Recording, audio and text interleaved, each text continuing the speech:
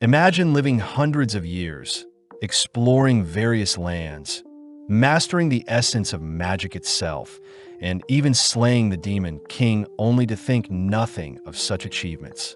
But when your former party members begin to pass due to old age, you begin to rediscover memories you once thought insignificant and live life to the fullest, discovering what it truly means to live in the moment. Our story starts with our group of heroes heading to the royal capital, all wondering what types of celebrations are happening in town. The hero wonders what types of jobs they'll have in the future, especially because the Demon King is now defeated, prompting the priest to wonder if he can find a job where he can drink. The hero turns to the elf, Freeren, asking Freeren how she'll spend her life, especially since elven lives are very long. As the hero's party march through town, they are praised and celebrated, only to stand before the king, who acknowledges their party to house Himmel the hero, Eisen the warrior, Hyder the priest, and Freeren the mage. Thanking the heroes for slaying the Demon King, we cut to that night where the town is celebrating their newfound peace, cutting to Himmel, who tells everyone that there will be statues of them erected. As Freeren mocks the town for only giving them 10 copper coins when they first started their adventure, Hyder states that everything is now behind them, and instead, they should celebrate. As the gang gaze off into the night sky, they all acknowledge that it's been 10 years since they started adventuring, reminiscing on their first day, where Himmel and Eisen were almost executed for bad-mouthing the king. They also remember times when Hyder would get so drunk during their adventures and Freeren would constantly fall for the most basic of traps, all erupting in a laughter for only remembering bad memories. Taking a breath, Himmel thanks everyone for the 10 years they spent together, but Freeren wonders what's so amazing about 10 years, reminded that 10 years by human standards is a long time. Just then, they all turn to face the night sky, spotting the Era meteor shower that only occurs once every 50 years. As the gang bicker about not getting to see the full beauty of the meteor shower from the city, Freeren utters that she'll take them to a better location next time they see it, making Himmel chuckle, grateful for the memories. The next morning, the party bid goodbye to Freeren, who plans on exploring the Central Lands to collect and learn more spells.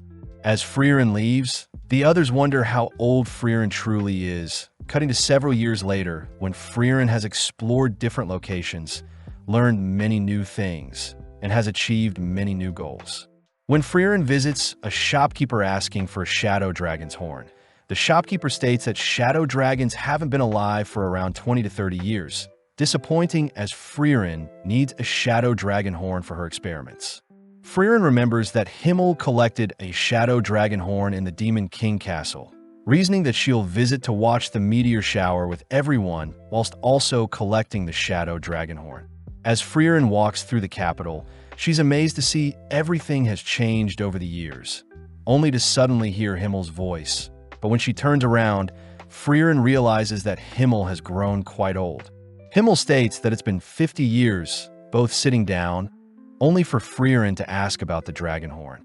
Remembering the memories from collecting the horn, Himmel happily gives Freeren the horn, telling Freeren that although she doesn't treasure the dragon's horn as much, Himmel himself never forgot the time spent collecting the horn.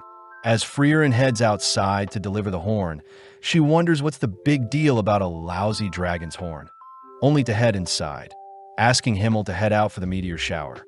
As they leave town, Freeren greets Eisen and Hyder, who are amazed to see Freeren hasn't aged one bit, but Freeren is still against Hyder patting her head. Freeren praises Eisen for seeming the same since they last met, something they all know is due to Eisen's dwarf heritage.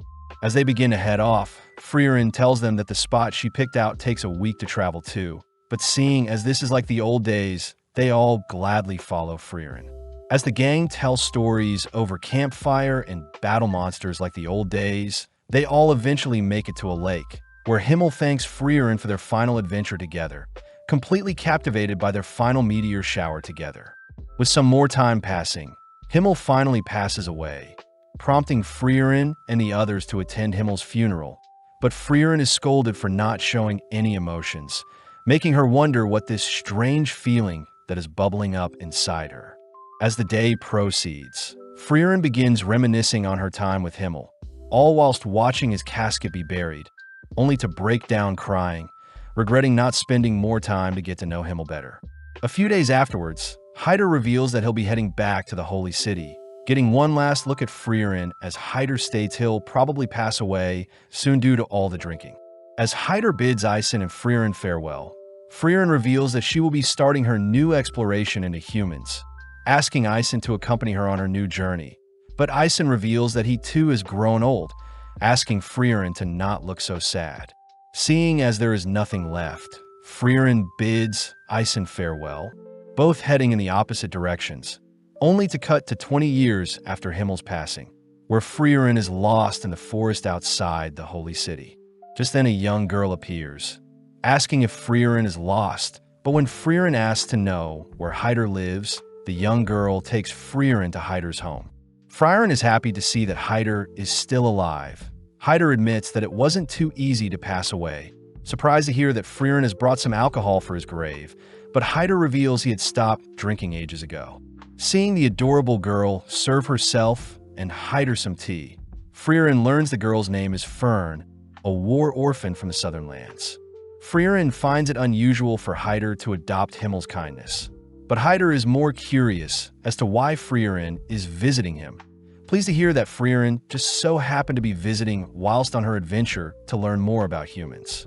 Hyder asks if Freeren would be willing to take Fern as her apprentice mage, but Freeren is sternly against this, reminding Hyder how easy it is for apprentice mages to pass away during battle.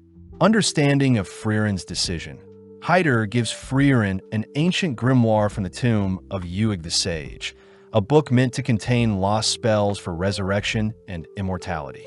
Amazed that such a grimoire still existed, Freeren states that it'll take at least 5 to 6 years to decipher the text, but upon hearing this, Hyder utters that he is indeed quite afraid of dying, asking for Freeren to give him the slightest hope for immortality.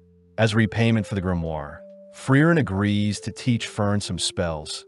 Cutting to later that day, where Freeren had finally managed to track down Fern waiting for her on the cliff of a forest, impressed that Fern is able to conceal her mana so well. Fern states that Hyder will give Fern the title of mage if Fern manages to blast a hole in a boulder across from them, something Freeren praises Hyder for setting Fern.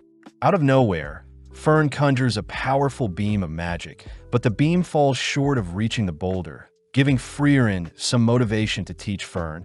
Happy to hear that Fern likes magic just like herself. Taking Fern to a nearby waterfall, Freeren tells Fern that long-range magic consists of 3 key factors, these being mana capacity, strength of firing the spell, and the level of the mage itself. When Fern confirms she knows this already, Freeren states that Fern's spell falling short means Fern is lacking in mana and firing strength, something Fern will need to spend time on. Seeing Fern upset, Freeren reminds Fern that her magic control is still very high, something very unique, especially for such a young age. That night, Freeren shares a meal with Hyder and Fern, only to end the night by studying the grimoire. With several years of Freeren training Fern passing by, all three spend time together whilst Freeren continues to decipher the grimoire, but having lost track of time, Freeren reports to Hyder that Fern has grown so much in 4 years. With Hyder happy to hear that, Freeren mentions how she'll probably finish deciphering the grimoire before Fern becomes a fully fledged mage. But as Freeren turns to check on Hyder's reaction, she spots Hyder has collapsed.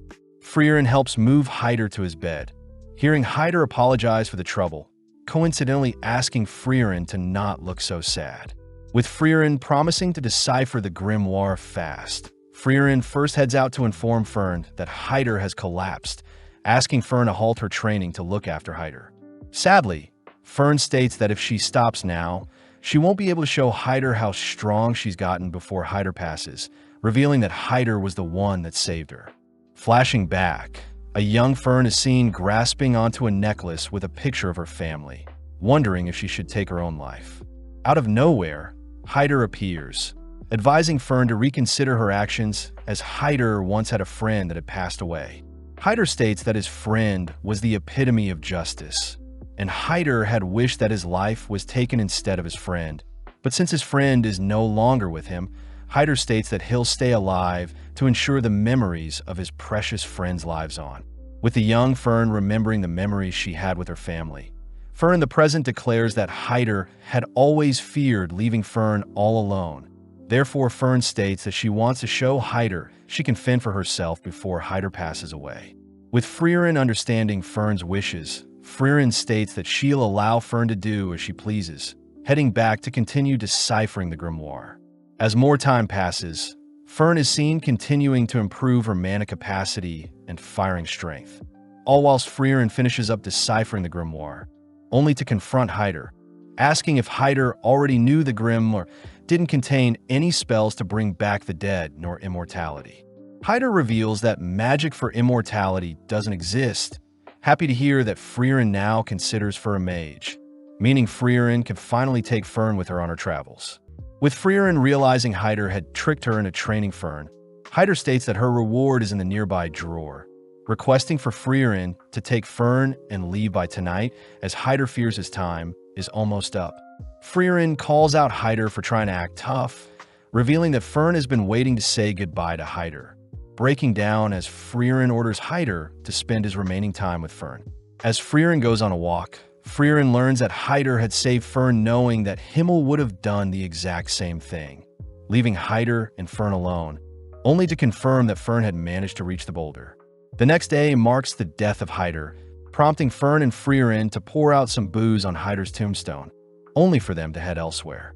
With 26 years passing since Himmel's death, Fern and Freeren continue to adventure together, both completing tasks in order to acquire new spells. Their most recent spell produces warm tea, whereas some previous ones involved removing rust from bronze statues and turning sweet grape sour. As the two head to their next adventure, they meet up with an old lady, only to be guided to a disheveled statue of Himmel. The lady reveals that her town was attacked by a monster years ago, but luckily Himmel had arrived and saved them, ultimately leading to a statue of Himmel being erected in his honor. When the old lady mentions how sad it is to see the statue all beat up, Freeren corrects her, stating that it's Himmel's fault for accepting a statue of himself to be made in the forest, something that reminds the lady that there was an elf accompanying Himmel at the time. Without saying any more, Freeren helps clean up the statue, pleasing the lady, but the old lady finds it sad that the scenery around the statue is too plain. Before Freeren can use a spell to grow some flowers, Freeren suddenly remembers Himmel's favorite flower, the blue moon weed.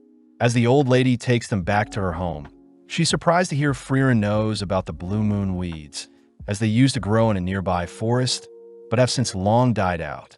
Seeing Fern acting weird, Freeren asks to see what Fern is hiding, discovering that Fern was trying to hide seed rats in her coat, intending on setting them free.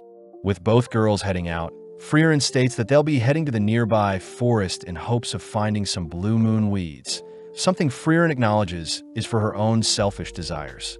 With several months of Freeren and Fern searching for the blue moon weed, the girls grow used to spending time in town with the old lady and out in the fields. One day, Fern has a chat with the old lady, sad to see that Freeren is fixated on searching for this non-existent flower, even though Freeren could be saving lives. Hearing Fern so intellectually convey her feelings, the lady hands Fern a bag of seeds, asking Fern to tell Freeren how she truly feels. Mustering up the courage, Fern tells Freeren how she feels, prompting Freeren to apologize as she promises to end her search soon. Fern demands to know when, but Freeren points out that a nearby seed rat has stolen the seed bag the old lady gifted Fern and is leaving behind a trail they should follow. As the girls chase after the seed rat, Fern wonders why Freeren is so fixated on collecting spells, but Freeren states she only started collecting spells because a special someone had complimented her vast knowledge of spells. As both girls stop in front of an abandoned building, Freeren states that seed rats often hide seeds in different locations, but when Freeren spots a blue petal fall from the top of the building, Freeren flies to inspect her findings. Flashing back, Freeren remembers a time when Himmel had told Freeren his favorite flower was the blue moon weed and had wished he could show Freeren one day. On top of the building, Freeren is amazed to see so many gorgeous blue moon weeds, grateful to finally lay eyes on them. As Fern flies after Freeren, Fern still can't understand why Freeren loves collecting spells. But Freeren reminds Fern that Fern became a mage to impress Hyder, something very similar to Freeren's situation. As the girls return to show off their work to the old lady praises the girls for decorating the statue, but before Freeren leaves, she repays Himmel for his gift in the past. On the 27th year since Himmel's passing, Freeren and Fern are seen visiting a trading city of Worm, where Freeren is asked to split up to restock on supplies. When Fern calls out Freeren for making her buy everything, Fern has a bad feeling when Freeren goes off on her own to buy things, having bought a massive skull in the past, clothes dissolving potions, and even random books. When the two split up, Fern chooses to follow Freeren, fearing their traveling expenses will go to waste, but spots Freeren in front of an accessory store. With Freeren distraught at what to purchase, Freeren ends up settling on something, prompting Fern to continue to tail Freeren. Whilst passing through some alleys, Fern wonders if she should leave Freeren be, but when she overhears that Freeren is planning on buying some desserts, Fern gets jealous, having not had any desserts in months. Following Freeren into a smoky tavern, Fern gets worried that Freeren is lost, spotting Freeren speaking with some scary-looking men. As Freeren leaves the tavern, Fern notices that she's heading back to the inn, rushing to finish off her duties, only to apologize for finishing shopping so late.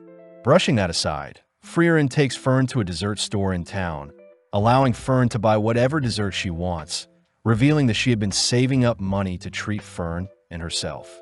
When Fern asks what Freeren would like, Fern corrects herself, stating that she already knows Freeren wants Merker pudding, reminding Freeren of her time with the heroes, where Himmel had mentioned that he knows Freeren's favorite dessert is the Merker pudding. When Freeren feels bad for not knowing much about the others, Himmel mentions his favorite food is an omelet. Eisen's favorite food are sour grapes, and Hyder simply loves alcohol. As Fern digs into her dessert, Freeren apologizes for not knowing more about Fern, handing Fern a gift, pleasing Fern as Freeren remembered Fern's birthday. Fern smiles upon receiving a hair ornament, telling Freeren that it's enough of a birthday gift that Freeren remembered her birthday, confusing Freeren. The next day, the two leave the city, but as Fern walks alongside Freeren with her new hair ornament, Fern asks what the end goal of their adventures are.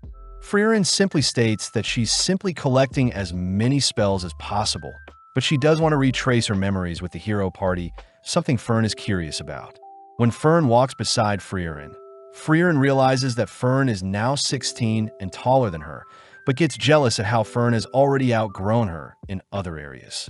In the Forest of Grobe, Freeren is seen testing out Fern's defensive spells, pointing out how the gaps in Fern's barrier will be her downfall. When Freeren fires multiple projectiles, Fern manages to block with a simple barrier around her body, but ultimately runs out of mana. As the two continue through the forest, Freeren reminds Fern that defensive magic is powerful, but it depletes mana very fast. Therefore, it's best to only cast barriers at the points of impact. As they both cross a river, Fern states that she simply needs to master a single defensive spell, but Freeren scolds her for not reading the book she gave her, as magic theory is just as important as practical applications. Finally arriving at a village, Fern wonders what spells Freeren intends to collect at the village, but Freeren states that she's here for other reasons. Upon approaching some villagers, a village elder immediately recognizes Freeren's white elven hair, leading Freeren to where Qual was sealed. Along the way, Freeren tells Fern that Qual is the Elder Sage of Corruption, a demon that terrorized people for 80 years, up until Himmel and his party sealed him. When Freeren wonders how the Elder knew who she was, the Elder reveals that Himmel would always visit up until his passing, and spoke highly of Freeren, stating that she would take over and watch the seal when Himmel himself was gone. Upon arriving at Qual's seal, Freeren confirms that the seal is indeed weakening, so Freeren will break the seal and defeat Qual the next day. With Fern and Freeren staying the night, Fern deduces that Freeren was the one that sealed Qual, wondering why the heroes chose to seal it over slaying it. Freeren reveals that their party were unable to defeat the demon, as Qual was a powerful mage, having invented the Zoltrak piercing spell, first of its kind that could pierce any sort of defense and destroy the target's body. Legend says that 40% of adventurers and 70% of mages were defeated by that single spell. But hearing something so powerful, Fern wonders how Qual could be defeated, but Freeren reveals such a powerful spell has its downsides. When Fern continues to ask more questions, Freeren scolds Fern for not reading the book she gave her, uttering that Fern will have her questions answered tomorrow. With the big day arriving, the two girls stand before Qual, only for Freeren to warn Fern to be on guard, all whilst Freeren lifts Qual's seal. Glad to be free, Qual learns that he's been sealed for 80 years and that the Demon King had been defeated in his absence. Annoyed, Qual proceeds to cast a Zoltrak, prompting Freeren to instruct Fern to erect a barrier. But when the dust clears, Fern's barrier manages to easily block Qual's killing spell. With Fern demanding to know why her basic barrier was able to block such a deadly spell, Freeren reveals that ever since Qual was sealed away, all of humankind had dedicated resources to studying and defending against the killing spell. After a few years, the humans incorporated said spells into their systems, and as a result, all types of defense magic were improved thanks to the demon.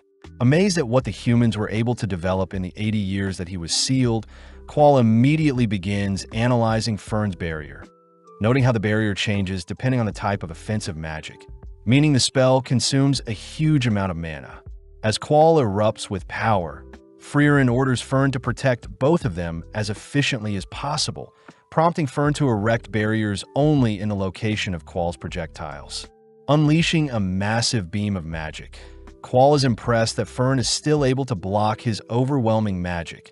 But having forgotten about Freeren, Qual helplessly watches as Freeren casts her own Zoltrak killing spell. As Qual begins to disappear, Freeren and Fern head back to the village where Freeren is thanked by the village elder, grateful that they can now live in peace. When the elder hands Freeren his hat, Freeren recognizes the elder as the cheeky brat that flipped her skirt when they first sealed Qual. As the girls leave by carriage, Fern is seen finally reading the book Freeren gave her, but Freeren is glad that she could fulfill Himmel's trust and bring peace to the village once and for all. With the girls heading over to the Grand Channel, Freeren is sad to see the beach is littered with debris, unfortunate as the nearby village used to all clean the beach, but now there isn't enough manpower to tidy up the beach. The village elder requests that Freeren clean up the beach, handing Freeren a grimoire belonging to the legendary mage Flam. But Fern notices something suspicious. As Freeren accepts the offer, the elder leaves for now, but Fern states that she believes the grimoire is fake, something that Freeren already knows. Freeren is happy to see that Fern has been studying, revealing almost all books about Flam are usually fakes, but Freeren states that she needed an excuse to help return the beach to its former beauty. Skipping ahead to when snow has begun to fall, Fern is seen visiting a local bakery, chatting with the shopkeeper as Fern has been frequently purchasing bread from the bakery in the past 3 months.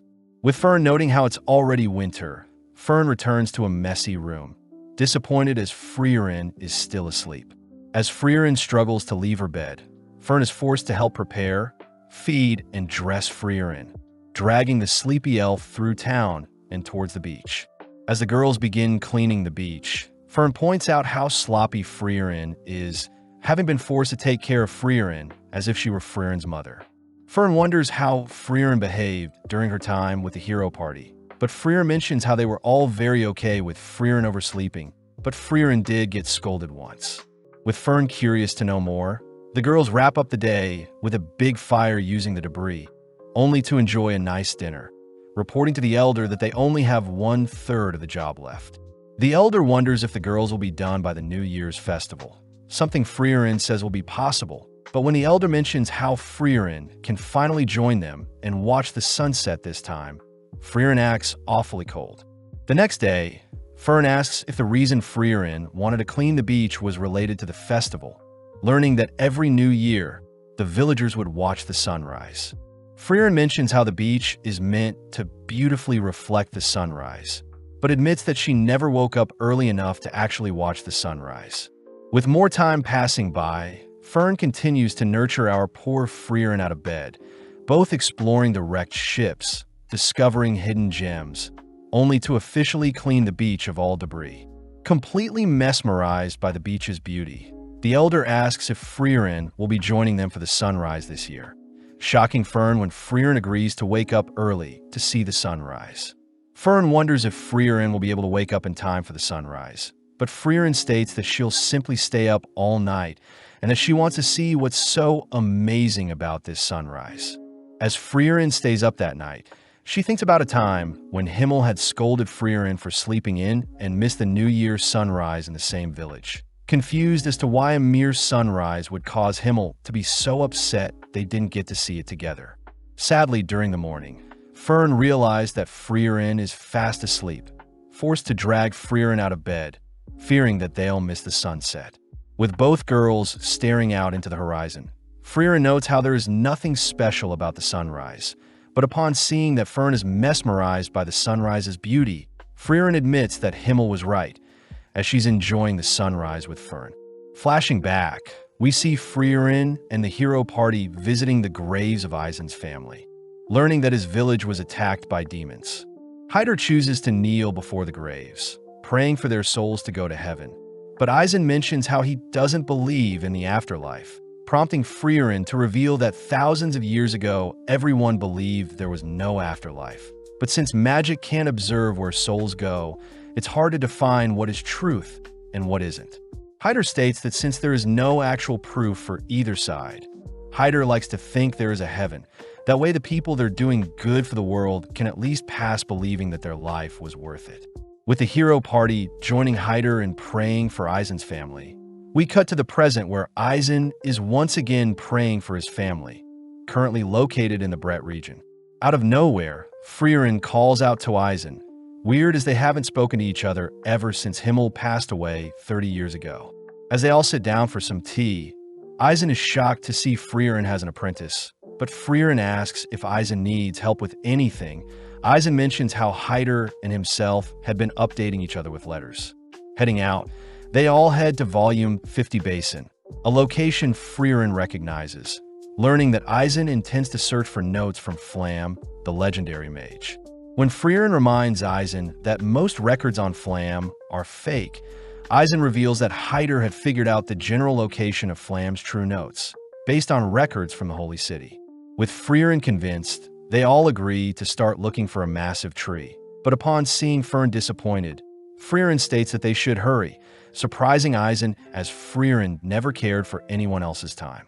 With the gang beginning to search the entire forest, they spend the night eating and sleeping in the forest, only to search across the sea and in the skies. One day, Fern states that she has found a massive tree near some ruins, all beginning to head towards the tree. But Freeren uses the opportunity to ask Eisen why he's searching for Flam's notes. Eisen reveals that on the day of Himmel's death, Eisen had seen how regretful Freeren felt for not using more time to get to know Himmel, revealing that the notes left behind were said to allow contact with the dead. When Freeren states that she doesn't believe in such nonsense, Eisen states that it's better to know for sure. Plus, Eisen and Hyder had agreed prior to help Freeren get to know Himmel better. Having made it to the massive tree, Fern states that there is a powerful barrier surrounding the tree. But when Freeren heads over to inspect the tree, she utters that even after 1,000 years, her master is still superior to her. Flashing back, Freeren is seen with her master, wondering why her master is so fixated on protecting a small sapling. But her master states that in 1,000 years' time, Freeren will grow to appreciate it, asking Freeren to trust in her teachings, especially since Freeren's master was Flam, the legendary mage. Within an instant, Freeren dispels the barrier guarding the entrance to Flam's notes. Upon glancing at the notes, Freeren is surprised the notes had already been opened to the page regarding communication with the dead, surprised her master knew Freeren would return. Flam's notes recount that the north of the continent housed the land of Oriole, where all the souls rest, a location that Flam had used to speak with her fallen allies. When Fern wonders if the notes can be trusted, Eisen reminds Freeren to consider the best-case scenario when unsure, prompting Freeren to reveal that Oriole is in the same direction as Indy, the current Demon King Castle. With Eisen asking Freeren to go for Himmel's sake, they all head back home via carriage, where Freeren is fast asleep, dreading the thought of going to such a cold place like the Demon King's castle. Sparking up a conversation, Eisen asks how Freeren is treating Fern, impressed to hear that Freeren is retracing her adventures with the hero party, but is also trying to get to know Fern better. Hearing this, Eisen thinks back to how cold Freeren was back then, having never imagined Freeren would take on Apprentice, but reassures Fern that Freeren is a great teacher. As they all return to Eisen's home, Eisen apologizes for not coming with them, checking to see if Freeren remembers the path to Indy, relieved to hear Freeren still remembers it to be through the Will region, across the Regal Canyon and past the Northern Land checkpoints. As Freeren begins to leave, Eisen informs Fern that it'll be a 10-year adventure, reminding Freeren of her adventure with the hero party, but Freeren states that it won't take too long. As Fern leaves with Freeren, Fern thinks about how she spent half her life with Freeren, flashing back to one of Fern's last conversations with Hyder.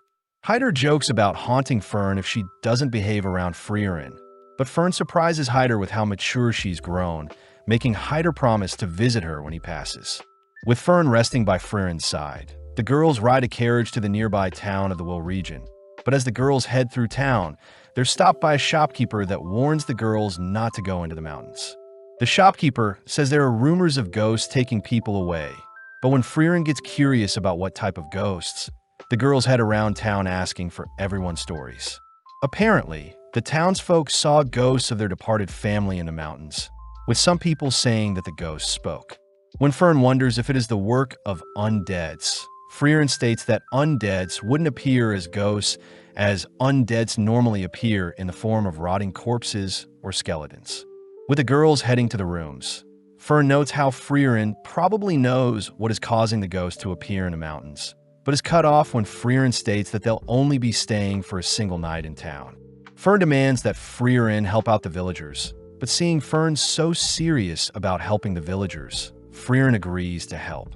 As both girls head into the mountains, they explore the locations of said disappearances, where Freeren quizzes Fern on what type of magic created the ghosts, satisfied to hear Fern believes it's illusion magic.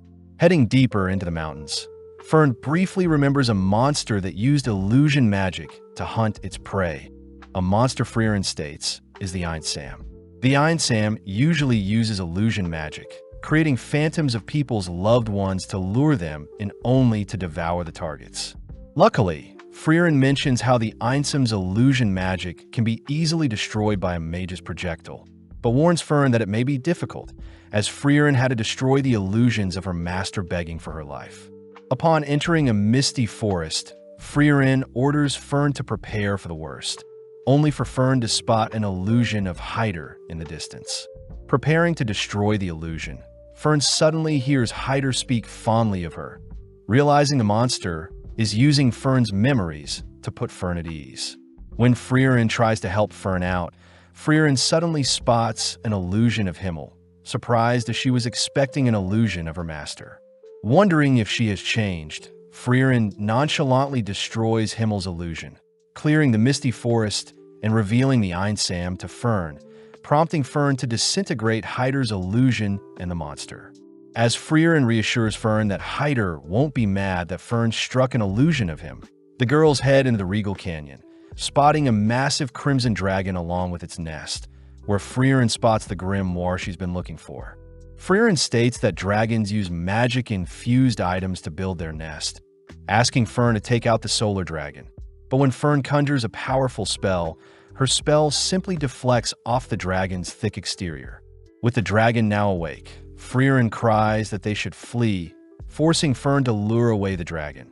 But having barely managed to lose the dragon, Fern cries that as mages they will have a hard time defeating the dragon. Freeren acknowledges Fern's cries, uttering that they'll need some help as we flash back to when Freeren and Eisen were camping out in the forest. Eisen states that he has an apprentice of his own by the name of Stark, stating that he'll be a great frontliner for Freeren's adventures and that Stark lives in the village near the Regal Canyon. As the girls visit the nearby town, they wonder why the villagers aren't more afraid of the dragon. But Fern asks why Freeren wants the grimoire so badly. Freeren reveals that the grimoire has a spell that allows mages to see through clothes, weirding Fern out. But out of nowhere, an old lady states that Stark wants to meet the girls. Surprised, the girls follow the old lady, learning that 3 years ago the Crimson Dragon had massacred their town. But luckily Stark had arrived, scaring the dragon away, and ever since has been protecting their town. Upon arriving near a massive rocky wall, Stark is seen playing with some town kids, only to greet Freeren and Fern, asking them to not agitate the dragon so much. Stark tries to point out that he received a mark from the dragon in the past, but Freeren simply asks for Stark to drop the act. When Stark learns that Freeren used to adventure with Ison, Stark asks for the old lady and kids to give them some privacy, revealing that he's proud that he abandoned Ison. Freeren asks why Stark doesn't just slay the dragon, but Stark wants to know why the girls are here, learning that they've come to recruit Stark and also want the grimoire in the dragon's nest. Stark gets confused as to why Freeren wants the grimoire so badly, but doesn't mind joining Freeren's party, but reveals that he has had trouble defeating the dragon, asking for Freeren's help. Freeren states that they can defeat the dragon together if Stark distracts the dragon for 30 seconds. But upon seeing Stark refuse such an offer, Freeren deduces that Stark has never fought a monster before. Stark breaks down, begging for Freeren's help, admitting that when he first confronted the dragon, he was so scared seeing the beast, but strangely after a while the dragon flew away, and Stark was praised by the villagers. With Fern disgusted by how pathetic Stark looks, Freeren states that she has full faith in Stark, heading over to the massive fissure in the nearby wall, only to realize something about the fissure. As the girls leave, Freeren states that they'll be meeting back here tomorrow, hinting at the fact that Stark should use this opportunity to grow. That night, Freeren and Fern enjoy a nice dinner, all whilst the villagers praise Stark for being a kind person. Fern still can't help but see Stark as a cowardly boy, but Freeren brings up the first time Fern fought a monster, apologizing for teasing Fern. With the girls heading back to their inn, Fern wonders why the dragon doesn't just attack the village. But Freeren hints at the fact that it may be Stark, suggesting that Fern visit Stark if she's curious about who he is. With Fern heading to visit Stark, Freeren sits in her room, thinking back to when she had asked Ison if Stark is strong. Ison reveals that Stark was the only person to have fled like a coward when the monsters attacked his hometown, someone Ison states is exactly like himself. Hence he taught Stark everything he knew. In the dead of night, Stark is seen wielding his axe, cleaving it into the rocky wall, digging a deeper and deeper fissure with every swing. With Stark standing before the giant fissure, Stark turns to spot Fern behind him, having just been caught for creating the massive fissure. Fern asks why Stark doesn't just slay the dragon terrorizing the nearby village, but Stark states that since the dragon hasn't attacked yet, there is no need for him to slay the beast. As Stark begins to leave, Fern asks if Stark will slay the dragon when it does attack. Learning that although Stark knows the village depends on him, he still might consider running if the dragon is too great. Stark reveals that he had gained a mark on his face during a spar with his master Ison, believing that Ison was mad at him as Ison never praised Stark. Leaning in to inspect Stark's hand, Fern concludes that Stark would never run from a fight, confusing Stark as he wonders how Fern would know. Fern reveals that on her first battle with a deadly monster, Fern had begun to flee in terror, but when she realized Freeren wouldn't help her, Fern had no choice but to steel her resolve and fight. Fern states that although Stark is a coward, she believes Stark will rise to the challenge to protect the village when the time comes, something that makes Stark think about Ison. Fern is seen reporting her chat with Stark to Freeren, but when Freeren heads to the fissure to look for Stark the next day, she's disappointed to see that Stark has fled the scene. When Freeren states that they'll be slaying the dragon instead, Fern refuses to leave the safety of a nearby tree, but out of nowhere Stark appears, asking if he only needs to distract the dragon for 30 seconds. Stark states that if he were to pass away during the battle, Stark asks for Freeren to guarantee the dragon is slayed, confusing Freeren as to why Stark is willing to give his life for the safety of the village. Stark reminds Freeren that he lived in the village for 3 years, cutting to later that day where the three are now standing before the red dragon, prompting Freeren to tease Stark for shaking out of fear. Freeren reveals that Ison showed the same fear before a great fight, as Ison would embrace the fear, something Freeren sees in Stark. Hearing that his master also would fear his battles, Stark marches into the range of the dragon, But Freeren notes that the dragon is being cautious as to not attack due to the enemy it's facing. As the dragon unleashes its fiery breath, Stark begins making his way towards the dragon, ducking and weaving until he's able to close the distance between himself and the beast. Flashing back, Freeren asks why Ison had hit Stark during their last spar, but Ison reveals that he feels terrible for hitting his student. But in the moment, Ison had sensed immense power from Stark, a power that caused Ison himself to shake. As Freeren watches Stark shatter the claws of the dragon, Stark chooses to stay close to the dragon, grabbing onto it as it takes off. Being flung into the air, Stark senses that the dragon is lining up another breath of fire, swiftly gripping his axe, only to cleave the dragon into the ground. Seeing an opening, Stark cries for Fern and Freeren to finish off the dragon, but Freeren stops Fern from making a move, declaring that Stark had soloed the dragon. Shocked at his own power, Freeren rushes to congratulate Stark on his first battle. But more importantly, Freeren is excited to steal all the loot in the dragon's nest.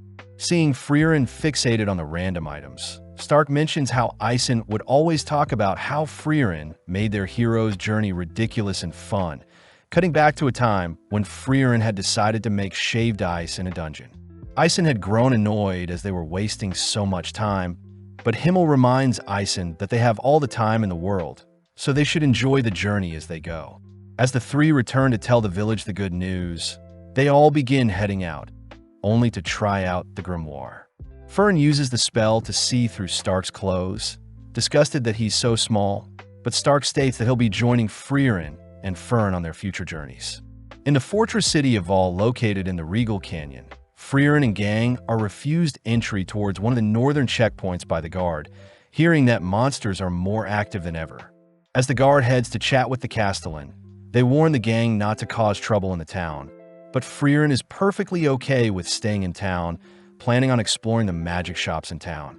Seeing Fern's cold glare, Freeren states that she'll head over to book them a room, but when Stark offers to get food with Fern, Fern's glare sends Stark in search of food alone. Now alone, Fern overhears that the Northern Army plans to defeat the enemies in 2 years, meaning their checkpoint won't be open for another 2 years. Cutting to Stark, he has entered a familiar tavern, served the Jumbo Berry special dessert. Confused as he used to split the dessert with Ison, but now the dessert looks so small. Stark notes how he has gotten bigger, having saw his master's broad shoulders as something to admire, but after some time, he outgrew his master. Out of nowhere, Fern appears, eyeing down Stark's dessert, but instead Fern chooses to order a glass of milk, diligently sitting next to Stark. Fern asks how Stark would feel staying in the city for 2 more years. Relieved to hear that Stark thinks it's annoying as well, but Stark gets weirded out by how Fern is acting. Both heading outside to assess the walls, Stark asks if they could simply fly over the gates. But Fern reminds Stark that a barrier has been erected to prevent flying monsters from entering. With no other choice, they head over to the Merchants Guild, but are sad to learn that all trades towards the northern land have been shut down, meaning that they can't sneak out via that way either. Coming up with another idea, the two decide to visit the Black Market and Thieves Guild, using Stark's connections and demeanor to find a solution, but sadly there is still nothing that can be done. As the two stand above the walls overlooking the view, Fern wonders why Stark is being so cooperative, deducing that Stark has an ulterior motive to leave the walls, but Stark simply utters that he's running out of time. Stark mentions how Ison and himself visited this exact location when he was younger, telling Stark stories about how he visited the northern lands with his hero party and had enjoyed every second of the 10-year journey. Stark reveals that he intends on having a great journey with Fern and Freeren, promising to return and repay Ison with stories of his own before Ison passes. As both return to town, Fern spots Freeren acting strange, cornering Freeren in an alley only to learn that the town's guards are looking for Freeren. Out of nowhere, the same guard at the checkpoint kneels to apologize to Freeren, prompting the Castellan of the city to apologize as well for his guard being so rude to Freeren. When Freeren reassures the Castellan that she wasn't offended, the Castellan believes that Freeren is here to slay the remnants of the Demon Lord's army, permitting Freeren to pass through the checkpoint, but this disappoints Freeren. with the town throwing a massive celebration to acknowledge Freeren and her party's departure. Freeren mentions how she never liked the outlandish welcomes and departures. Stark wonders if this is how Isen felt, making Freeren suddenly remember a similar time when she departed with the hero party, curious as to what parallels will arise next. Flashing back, Freeren is seen walking alongside the hero party, all discussing the validity of Flam's grimoire, especially with the countless fakes and imitations that exist. Waking up early, Freeren spots Stark and Fern making breakfast, shocking Fern as this is a rare scenario. Later that day on Ung Road, the gang were tasked with clearing a path for a merchant, grateful as the road had been blocked off due to a landslide. When Stark sees Freeren's magic, he wonders why Freeren doesn't just carry the merchant's cart over with magic. But Fern is strongly for helping everyone, not just the single merchant. Taking a quick break, Stark thanks the merchant for the water, wondering what may have caused the landslide, surprised to hear that it must have been the skirmishes between the northern lands and the demons. Getting back to work, Fern requests that Stark help her out a bit, but Stark asks that Fern be more casual with him. But when Fern tries speaking with Stark more casually, Stark gets insulted, annoying Fern as they continue to work. With the road cleared, the merchant offers to lead the gang to the nearby village, amazed that he finally got to meet an elf. Freeren acknowledges that although elves live long lives, elves are slowly going extinct, as most don't intend on reproducing, with the most recent elf Freeren met being around 400 years ago. Finally arriving at the town, the gang spot a line of merchants lining up to enter the town, learning that tonight is the Liberation Festival. The festival is meant to commemorate the hero party ridding the area of demons, and involves decorating the statues of the heroes in town. Freeren still can't understand why humans throw parties, but the merchant reminds Freeren that it's been 80 years since the Demon King was slayed, and in human years 80 years is a whole lifetime. Flashing back, Freeren remembers a time when Himmel had requested that their statues be placed through various towns, annoying Freeren as she believed Himmel simply wanted to show off. But Himmel reveals that the statues are meant to remind Freeren of their adventures together as the hero party. That night, the gang stand among the crowd, watching as the hero party is celebrated, but the merchant does note how Freeren looks very similar to the elf statue. The next morning, they continue their journey, heading to the Graf Granat's domain, where they notice an abundance of guards surveying the town. When Freeren wonders who should do the shopping, Freeren suddenly freezes, equipping her staff, only to state that she senses demons approaching. When some demons turn the nearby corner, they spot Freeren charging up a spell, but luckily a nearby knight tackles and stops Freeren from firing the spell. Approaching Freeren, the demon asks if Graf Granat had hired Freeren to attack him, but Graf states that he's not foolish enough to attack Lord Lugner out in the open, especially since Lugner is her seeking peace. Kneeling down, Lugner states that he senses Freeren's bloodlust-filled glare, shaming Freeren for looking at him as if he were a wild beast. Freeren fires back, stating that Lugner is simply using human speech to blend in and manipulate the humans. But having heard enough, Freeren is dragged away to be locked up. With Stark and Fern shocked at what just happened, they choose to visit Freeren, who is locked up in the dungeon under the mansion. Freeren states that she'll only be locked up for a measly 2 to 3 years, but Fern scolds Freeren for always wanting to waste time. Freeren asks who the peace envoy demons are, learning that the envoys are linked to Aura, the guillotine, one of the 7 sages of destruction who served the Demon King. Apparently, 28 years ago, Aura had regained her strength and had been fighting with the domain of Graf Granats. But now Aura has sent envoys to seek peace, something Freeren states sounds fishy. When Stark wonders why they can't just talk things out with the demons, Freeren questions if Stark or Fern know how demons learn to speak the human language, revealing that demons only eat humans. During her time with the hero party, Himmel and Freeren were forced to hunt down a child demon, having supposedly devoured the child of a human couple. But when Himmel went to slay the creature, Himmel hesitated since the demon behaved just like a child. When Freeren offered to shoulder the burden, the town's chief had ordered everyone to spare the demon, giving it a second chance. But that was something Freeren had advised everyone against doing. With days passing, The chief had given the demon girl a place to stay along with food to eat, but Freeren kept a close eye on her, all whilst the chief and her daughter considered the demon girl as one of their own. One day, the chief's building was burnt down by the demon girl, and the chief ended up passing due to being attacked by the demon. When Himmel demands to know why the demon killed the chief, the demon slowly approaches the couple of the first daughter she ate, offering the chief's daughter as a replacement. Sensing that the humans hate her, the demon girl takes the chief's daughter as hostage, but Himmel easily recaptures the chief's daughter, permitting Freeren to slay the demon. When Freeren fires an incineration spell at the demon, Freeren states that demons don't have a sense of family, forced to live and roam alone since birth. But on that day, Freeren learned that the demon girl had intentionally manipulated everyone, knowing that she would get to live a little longer. Freeren states that Flam described monsters that can speak as demons, as they imitate human speech to lure other humans in, something Stark and Fern find disturbing. As Stark and Fern leave, we cut to Lugner, sitting in the mansion and waiting for a meeting with Graf. Lugner admits that Freeren was right about demons, curious as to where he recognizes Freeren from, stating that demons will forever hunt down humans. With Freeren suspecting that the town won't last too long, we follow Lugner and his followers enter Grafson's bedroom, learning that Grafson was gifted a sword by the king, but had passed away 10 years ago whilst fighting Aura. Raising his son's sword to Lugner's neck, Graf reveals that he has brought Lugner here to slaughter him.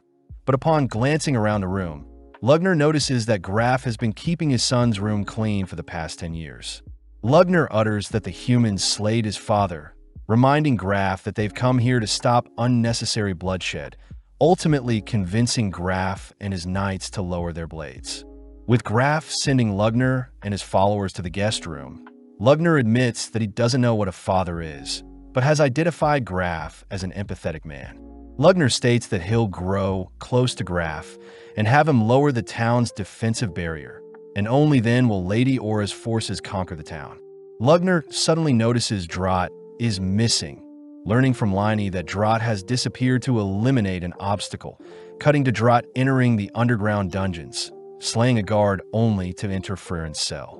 Drought declares that he's here to kill Freeren, knowing that Freeren is the only loose end that can ruin their scheme.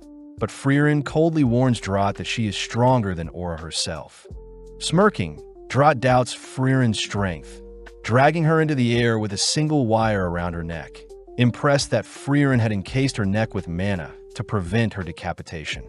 Drought states that his wires are the strongest amongst all the demons, tugging harder on the spell, but Freeren still manages to defend her neck.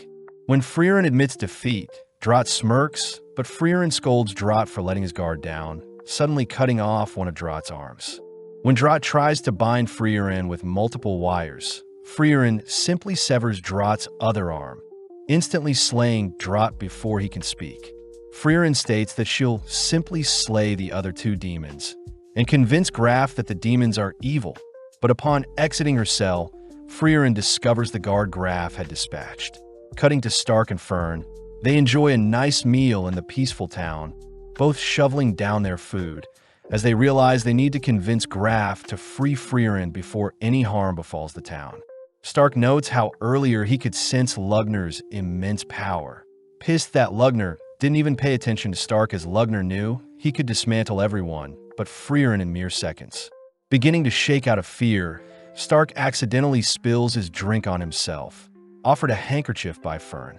As Stark cleans himself up, they both agree that they need to head over to protect Graf in case the demons attack. But when Stark tries to return the handkerchief, Fern prefers Stark keep it. Following Liney and Lugner, Liney reports that she can no longer sense Drought nearby. Curious as to who Freeren is, but out of nowhere Graf and his knights rush into the room. Graf reports that Freeren has escaped, prompting Lugner to offer up Liney's location magic, but Graf refuses, asking where Drought is. When Lugner tries to come up with an excuse, Graf has his men surround Lugner and Liney, revealing that he knows Freeren is a powerful mage, demanding once more to know where Drought is. With no other option, Lugner draws his own blood, instantly decapitating all the knights in the room, only to turn his attention to Graf. Lugner reveals how excited he is to finally be killing, nonchalantly pricking his own finger on Graf's sword, only to use the blood to pierce Graf's stomach. With Graf bleeding out, Lugner states they need Graf to help remove the town's barrier. Cutting to later that evening, where Stark and Freeren are walking through town, only for Freeren to detect Freeren in a disguise. Freeren asks why Freeren escaped, learning that Freeren disposed of one of Lugner's demons, but had to escape since the guard outside her door was killed, and Freeren didn't want to be blamed for slaying the guard, since demon corpses dissipate into mana and leave behind no trace. Freeren states that she'll be leaving town, but Freeren and Stark remind Freeren that there are still demons in town, making Freeren suggest that Freeren and Stark handle the demons in town. Seeing the two unsure about their skills, Freeren reassures the two that they'll be fine, inspiring Freeren to drag the cowardly Stark towards the demons. At the same time, Freeren detects a powerful ball of mana 10 kilometers from town watching them, deducing that it must be Aura the guillotine, but knowing that Aura is strong, Freeren reasons she should finish this quickly. In the dead of night, Freeren and Stark sneak past a body of water, heading over the walls of Graf's mansion, only to enter into the mansion through one of its windows. At the same time, Lugner tells Graf about his love for magic, revealing that most demons spend their entire life researching and honing their own particular magic. But Lugner does acknowledge how strange magic is, admiring Flam's unique barrier that prevents any type of demon from entering.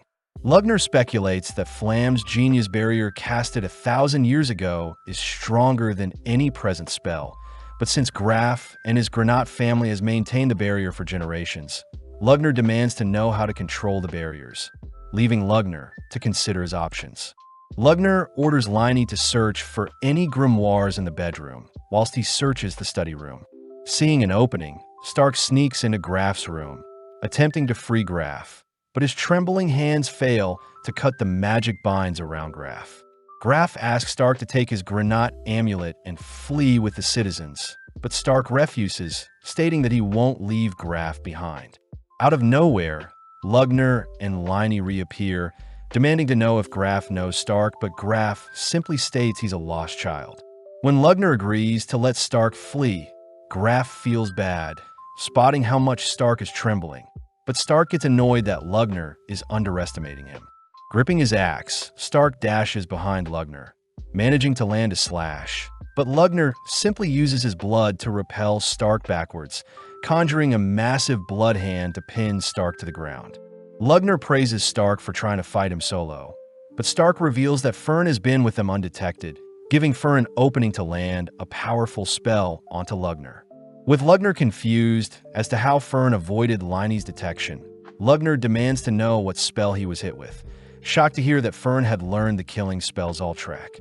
Lugner utters the ordinary demon Zoltrak spell shouldn't have damaged him so badly, but Freeren ignores his stalling, preparing to finish off Lugner, but Liney steps up to fight. Stark reasons that they should get Graf some help first, both fleeing with Graf for now, but Lugner reveals that his blood is on Freeren and Stark so they can chase them after he's healed up.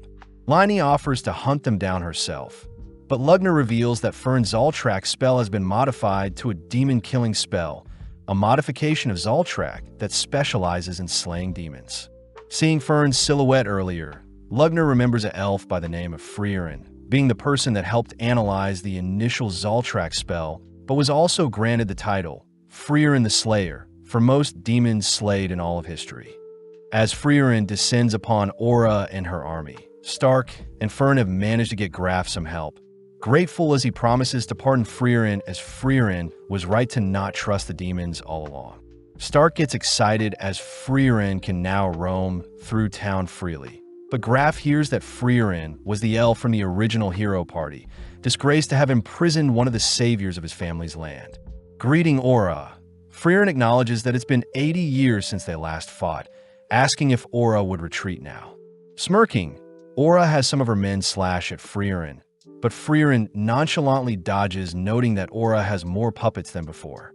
Freeren knows how only powerful demons with enough magic can control an army, but Freeren does despise how disgusting Aura's magic is, recognizing some of the suits of armor being controlled, declaring that she'll kill Aura once and for all. As Aura takes out her scale of obedience, we cut to Graf explaining the reason why Aura is one of the 7 sages of destruction, revealing that her scale allows Aura to weigh her soul's mana capacity with another, and the soul with the greater mana capacity gains control of the other for eternity. Fern asks if there is a counter, but Graf does mention how the scale does judge fairly. So the only way is to have someone with a greater mana capacity face Aura, but this hasn't been done in the past 500 years. Graf also reveals that souls with great wills can temporarily break the mind control, but Stark knows that it's a temporary solution, since Aura would simply get rid of those with strong wills to avoid any loose ends. As Freeren continues to dodge and evade Aura's army, Aura grows amused seeing Freeren dancing around, but Freeren enchants her staff, immediately freeing the men around her from Aura's curse. Shocked, Aura notes how Freeren must have used a lot of mana to break her curse, wondering why Freeren would use such a delicate tactic when Freeren can simply blast away the suits of armor. Freeren reveals that Himmel had scolded Freeren in the past for harming the cursed armors. Therefore, Freeren will make sure to wipe out Aura for good. At the same time, we hear the priest reassure everyone that the church they are in is protected by a strong barrier, giving Stark a reason to head out. Stark states that it won't be long before Lugner and Liney recover, and seeing as they are no match for the demons anyway, Stark states he'll go and seek Freeren's help. At first, Fern gets annoyed at how cowardly Stark sounds, but after some thought, Fern agrees to help evacuate everyone while Stark goes to get Freeren. On the town walls, Stark hands Fern Graf's amulet that'll help convince people to work with her. But when Fern feels bad seeing Stark all bloodied up, Fern suddenly realizes something, tossing her blood-stained coat over the wall. Detecting that someone else's blood is on Stark, Fern is suddenly pinned to a nearby wall by Lugner's blood, all whilst Liney rushes Stark, conjuring an axe only to isolate Stark. Stark demands to know why Liney moves like Eisen, all whilst Lugner apologizes for not killing Fern instantly, mocking Fern's grin as he states that demons can conceal their mana as well. Annoyed at how much Lugner is talking, Fern asks for Lugner to simply finish her off, but Lugner is more curious as to how strong Stark is, amused to hear that Stark is Eisen the hero's best student. Lugner also demands to know where Freeren is, not convinced to hear that Freeren simply fled town, knowing that Freeren wouldn't simply leave knowing there's still demons in town. As Lugner racks his brain, he suspects that Freeren will be dealing with Aura, but Fern suddenly calls for her staff, setting herself free, only to demand Lugner not move. Fern states that Lugner is arrogant, believing that no other human but Freeren is worthy of facing him. But when Fern states she'll blast a hole through Lugner's body, Lugner welcomes Fern to try. Flashing back, Fern and Freeren are seen finishing off some demons, making Fern ask how she compares to Freeren. Freeren states that Fern's mana and technique will never be able to reach Freeren's level since she has lived much longer than Fern, but Freeren admits that Fern's cast speed surpasses her own. As Lugner turns around, Fern manages to fire off a spell, surprising Lugner, as he would have died if he didn't move first. Seeing as Lugner protected his heart, Fern deduces that a demon's heart is their weak point, only to spot Lugner releasing an array of blood. Following Liney and Stark, Liney mentions how disappointing it is that Stark is already defeated, but gets excited seeing Stark refuse to stay down. Even though Lugner has greater control of his magic, each attack Lugner makes, Fern manages to evade and counter. Seeing as he's being overwhelmed, Lugner attempts to exhaust Fern's mana. But as Lugner notices Fern slowly chipping away at his defenses, Lugner orders Liney to finish off Stark and help him out. Liney gets annoyed at how passive Stark is, managing to land a deadly slash to Stark's eye. But Stark is more curious as to how Liney knows Eisen's fighting style.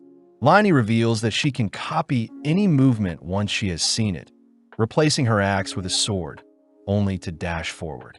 With Stark continuing to defend, Liney once again exchanges her sword for a spear, tossing the spear towards Stark only to scare Stark when Liney barely scrapes Stark's neck with a dagger. Liney says that she recognized Stark's movements to be similar to the great hero Eisen, leaping over Stark only to cleave down with an axe.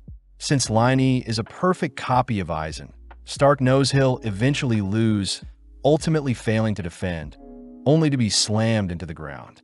As Stark's body lays limp, Liney heads to assist Lugner, but Stark is still barely conscious, remembering his time training with Eisen. When Stark states that he'll never be as strong as Eisen says he agrees, but instructs Stark to continue to get up and never falter against strong warriors. That way Stark will never truly be defeated. With Stark forcing his body up, Liney advises Stark to stay down, but Stark states that he's still not done, remembering that Eisen's slashes were far stronger than Liney's. As Freeren and Lugner's magic erupt across the skies, Stark rushes Liney, leaving himself wide open for Liney to land a lethal blow to his stomach. When Liney fails to cut through Stark's tough body, Stark uses the chance to completely shred the left side of Liney's body, but realizing that Liney has been defeated, Lugner checks to see what happened, allowing Freeren to land the demon-killing spell on Lugner's heart. Flashing back, Freeren walks behind Flam, who asks if Freeren remembers the dying words of Basalt, reminding Freeren that demons' words only deceive, meaning people must use unfair tactics to ensure demons are erased. With Lugner accepting his own demise, he's at least happy to hear that Freeren is currently facing off against Aura, believing that since Freeren isn't with her hero party, Freeren will finally fall against Aura. Hearing this, Fern states that Freeren will win, but not in an honorable way, surprising Lugner as he believes Freeren to be an honorable elf. Barely able to manipulate his blood, Lugner finds it weird that Fern's mana output is so low compared to his, suddenly realizing the underhand tactics Fern used to defeat Lugner. But Fern doesn't waste time silencing Lugner. Cutting back, we see Flam stumble upon a ruined village, saddened to see that demons had raided the village and all that's left is Basalt the Throned Shell, a once leader in the Demon King army. Spotting a single person alive in the village, Flam asks a younger Freeren if she was the one that slaughtered all the demons, amused to sense Freeren's overflowing mana capacity.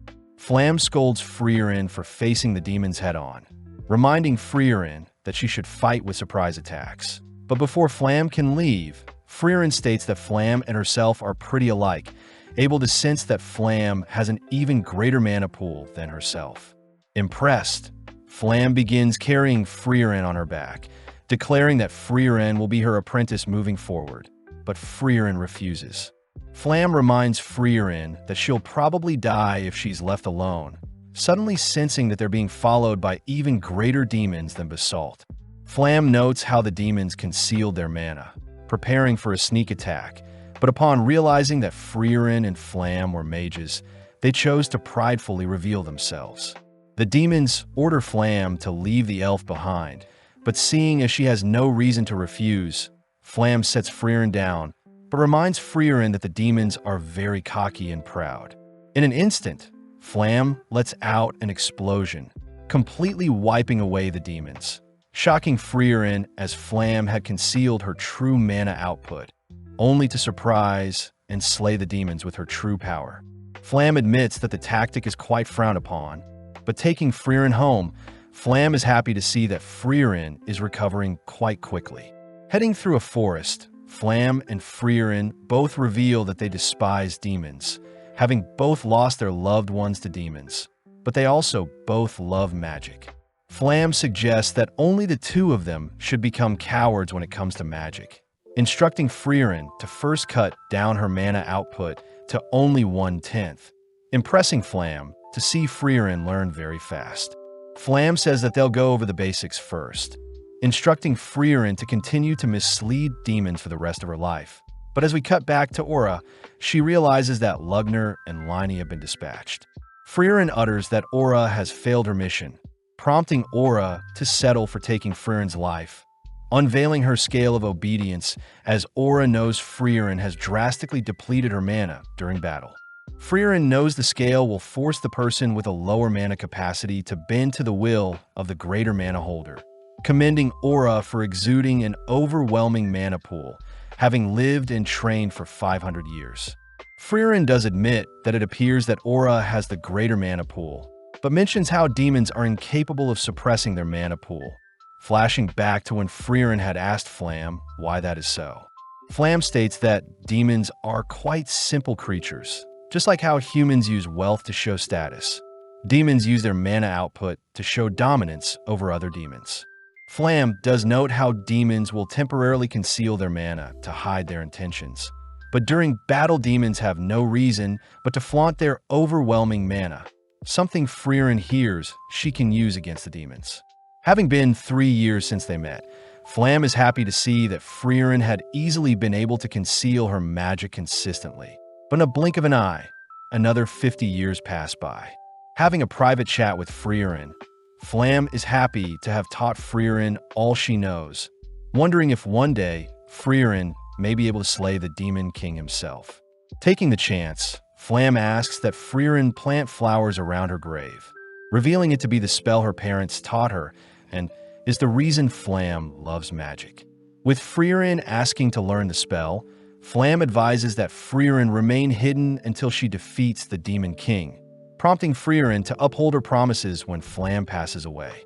Now alone, Freeren explores the continent, continuing to train her mana and live in secrecy, all whilst a nearby town fully develops. One day, Himmel, Eisen, and Hyder visit the nearby woods, running into Freeren, having heard that Freeren is a wise elf, but Freeren reassures the party that she is nothing special. Asking the party to leave, Freeren hears that Himmel suspects Freeren is far stronger than she is letting on, giving Freeren enough reason to begin adventuring with her new hero party. Having activated her scale, a dense ball of mana for both Freeren and Aura appear, prompting Freeren to ask if Aura is truly confident she'll win. Smirking, Aura recounts how Freeren had only made a name for herself 80 years ago alongside the hero party, scoffing at Freeren's shameful mana output as it has remained the same since they last met. With Aura's mana ultimately tipping the scale in her favor, Aura prepares to sever Freeren's head, but strangely, the scale begins to tip in Freeren's favor. Freeren takes the chance to point out how simple-minded Aura is, revealing that she had been concealing her mana all this time, shocking Aura as she calls Freeren's bluff. Freeren praises her master Flam for teaching her such a tactic, scaring Aura, as although Aura has lived for 500 years, Freeren has lived for over 1,000, finally unleashing her true monstrous mana output. Horrified to have been deceived, Aura ultimately is forced to yield to Freeren's commands, ordered to take her own life as Freeren leaves the scene. Returning by sunrise, Freeren prays for the fallen soldiers who are finally free from their eternal curse. Meeting up with Fern and Stark, happy to report that Freeren has been excused of all crimes. As Graf thanks Freeren for preserving the bodies of the past heroes, Freeren explains that Himmel had instructed Freeren to treat the dead with respect, but Freeren also congratulates Fern and Stark for successfully defeating powerful demons. Graf asks for a burial for all the fallen, only to spot a familiar-looking pendant, grateful to Freeren for preserving what was left of his son. As a reward, Graf agrees to give Freeren with anything of her choosing, surprised to hear that Freeren simply wants the grimoire Flam, the mage left behind detailing the town's barrier. Luckily, both Freeren and Graf agree that the grimoire is a fake, but Freeren could care less, prompting Graf to ask that Freeren be more casual around him. Freeren says she prefers not to, as in the past Himmel and Eisen were almost executed for speaking rudely to royalty. But this reminds Stark that Graf had threatened to execute him for speaking casually earlier, comedically fainting at the sight of a lumberjack appearing in the room. Luckily, Graf reassures everyone that he doesn't take offense to being addressed casually, reminding Freeren and her party that the town knows of their heroic feats and wants to celebrate their accomplishments. With Fern levitating Stark's unconscious body through town, the gang end up spending some time in town, rewarded and praised for their accomplishments, only to attend an official funeral for the fallen.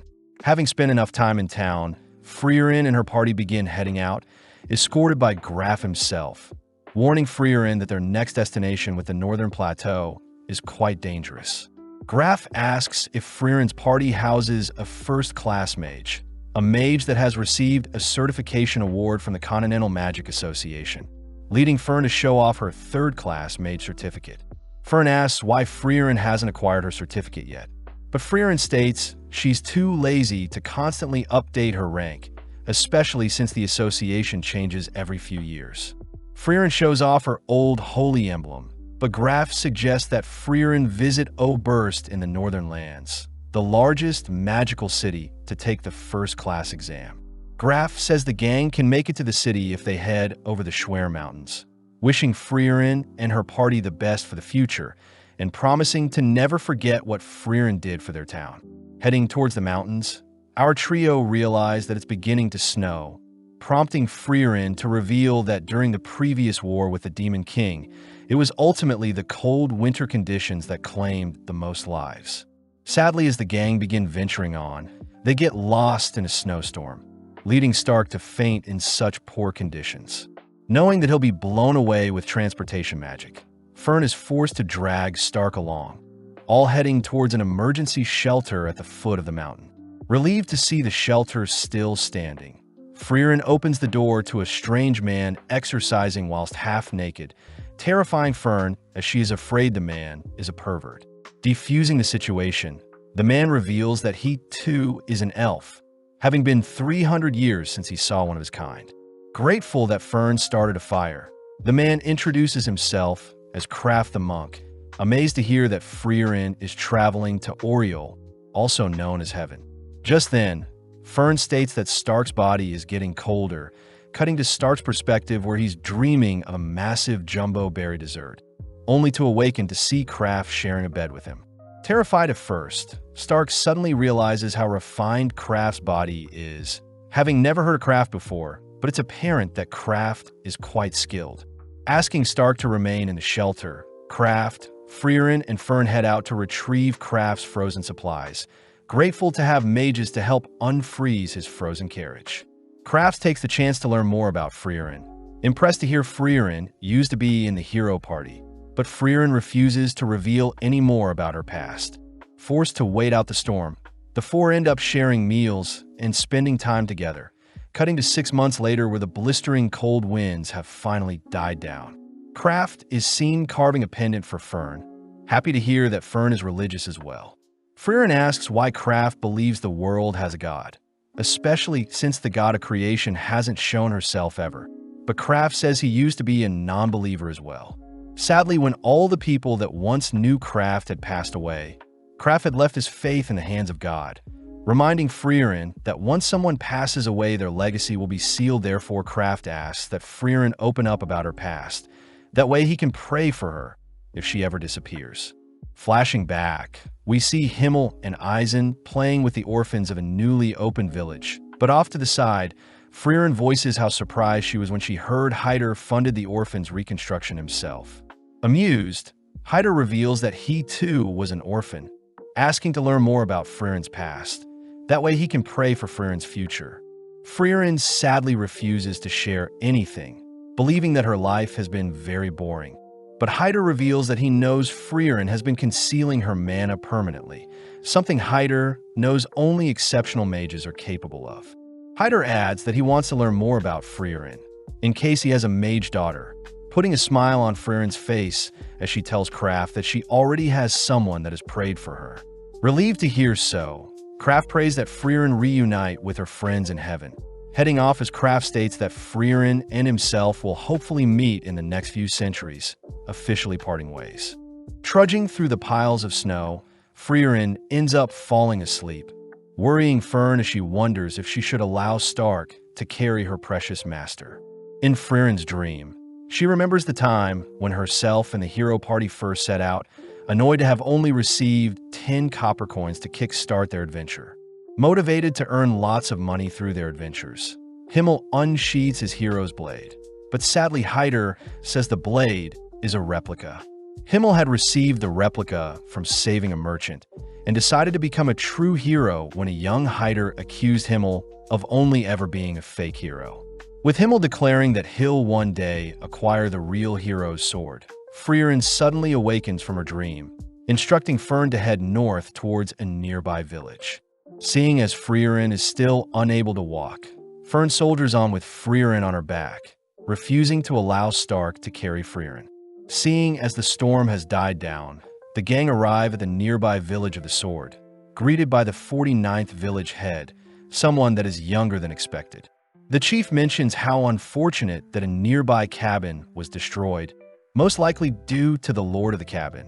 But Stark recognizes the village as the location that used to protect the hero's sword. Stark remembers that there was a sword that remained in a stone for centuries, up until Himmel himself drew the sword, a blade that would only accept a true hero. Heading to warm up in a nearby cabin, the chief cries that Freeren was meant to check on them every 50 years, but Freeren reasons that a checkup every 80 years would be fine as well. Seeing as the town is in dire need of monster extermination, the gang head out the next day, slaying some nearby snow beasts. Fern wonders why the village didn't hire any adventurers to help with the extermination, but Freeren utters that it's due to Himmel being the hero, prompting Stark to leap onto a pack of monsters gathered at the front of the cave, shocked to discover what is inside. Before Stark can ask Freeren about what is in the cave, the Lord appears from the snow, squashing Stark, but Freeren realizes that the Lord has gotten weaker over the years. Before the Lord can attack Freeren, Stark appears, severing one of the creature's arms, prompting Fern to cast a barrier to protect Freeren from the creature's second claw. Pleased by her students' attacks, Freeren decimates the Lord with one single spell, fulfilling her duties. Heading over to Stark, Stark asks to know why the hero's sword is still in the stone, but Freeren utters that the sword's aura is attracting the monsters, but a barrier is protecting the monsters from claiming the sword. Seeing as Stark is more curious as to why the sword is still here, Freeren gets permission from the chief to tell the truth, revealing that Himmel actually failed to draw the sword from the stone. Even after failing, Himmel promised to slay the Demon King, fulfilling his promise and ultimately became a true hero, even without the magical sword. Fern wonders why people would lie about Himmel retrieving the sword, but Freeren reminds everyone that a hero doesn't need embarrassing stories staining their legacy, and is meant to be a pillar to shape and inspire future generations. As everyone leaves the scene, Stark can't help but stare at the blade, suddenly remembering a flashback, only to cut to later that day where the gang prepare to depart, promising to return in 50 years' time. Deciding to head to a more thriving village, Freeren gives everyone permission to do as they please after checking in, leading Fern to invite Freeren to go shopping with her, but Freeren declines, wanting to spend the day reading her grimoire. Out of nowhere, Freeren suddenly remembers today is Stark's 18th birthday, shocking Fern as she hasn't thought of what present to get Stark. Fern is curious if Freeren has prepared something for Stark, making Freeren gleefully rush towards her suitcase, unveiling a potion that dissolves clothing, an item that Freeren learned men would love. Annoyed, Fern dumps the potion all over Freeren, storming off at how disgusting Freeren's present was. But now left alone, Freeren wonders what present to get Stark now. Reaching for a ring, Freeren wonders if Stark is worthy of such an item, but instead retrieves a piece of paper with some writing. Following Fern, she decides to gather intel on Stark's likes and dislikes. But upon discovering that Stark is not in his room, Fern goes out in search of him. Asking around, Fern is surprised to hear Stark has already been helping out the villagers, ultimately locating Stark gazing out into the view. Relieved to see Stark is so mature, Fern slowly approaches Stark but freezes upon hearing Stark admire the breast and turd-shaped clouds. Calling out to Stark, Fern glares at Stark for being so childish, but asks if Stark would like to go on a walk with her. Seeing Fern so quiet, Stark wonders what he may have done to upset her, but Fern begins panicking, wondering how she can find a gift for Stark without being suspicious. Not wanting to stress too much, Fern simply asks what Stark would like for his birthday, but gets irritated seeing Stark so confused as to why Fern is willing to get him a birthday present. Annoyed, Fern storms off, but is shocked to hear that Stark never received a present from Eisen nor his family, as Stark says they didn't care about him. Stark reveals that his family was a group of warriors, flashing back to when Stark's father scolded the village warriors for being so weak, asking them to be more like Stoltz, uninjured and cold-blooded. Stark's father reminds Stoltz that he's the strongest in the village, compared to Stark, who has no talent and hasn't even slayed a monster yet. Even though his father didn't want Stoltz around Stark, Stoltz chose to spend time and train Stark. Sadly, when a demon attacked his village, Stark was the lone survivor, having fled when everyone else fought for their village. Stark wonders if Himmel would have stayed and fought till the very end, but Fern reassures Stark that he's a changed man, asking Stark to accompany her and pick a present for himself. Settling on a silver bracelet, the two return to Freeren, who has served up some massive hamburger steaks, something that pleases Stark, as he wouldn't receive any gifts from Eisen, but would receive a hearty hamburger steak meal during his birthdays. Freeren takes the chance to reveal how awkward warriors are when it comes to expressing their emotions, mentioning how Eisen would only serve large hamburger steaks on people's birthday as a sign of respect for a warrior that has worked hard. Stark suddenly realizes that Stoltz would also cook him a hamburger steak during his younger years, remembering the moment when Stoltz had instructed Stark to flee and live, finally coming to his senses as he sees his family truly cared for him. Tasting the hamburger steak, Stark thanks Freeren for the meal, curious as to what the potion Freeren is carrying, but Fern simply calls Stark a pervert. Several days later, we see Freeren chatting with Sane, someone who is intrigued to hear that Freeren is an adventurer, as he too used to dream of becoming one. Sane mentions how he had a friend who was fixated on living out an adventurous life, but as Sane grew older, he slowly grew apart from his friend who continued down the adventurer path. Sane admits that he regrets not joining his friend 10 years ago. But when Freeren asks why Sane is telling her his backstory, Sane says he needs to prepare for his village upcoming festival, so he needs help escaping the swamp he is stuck in.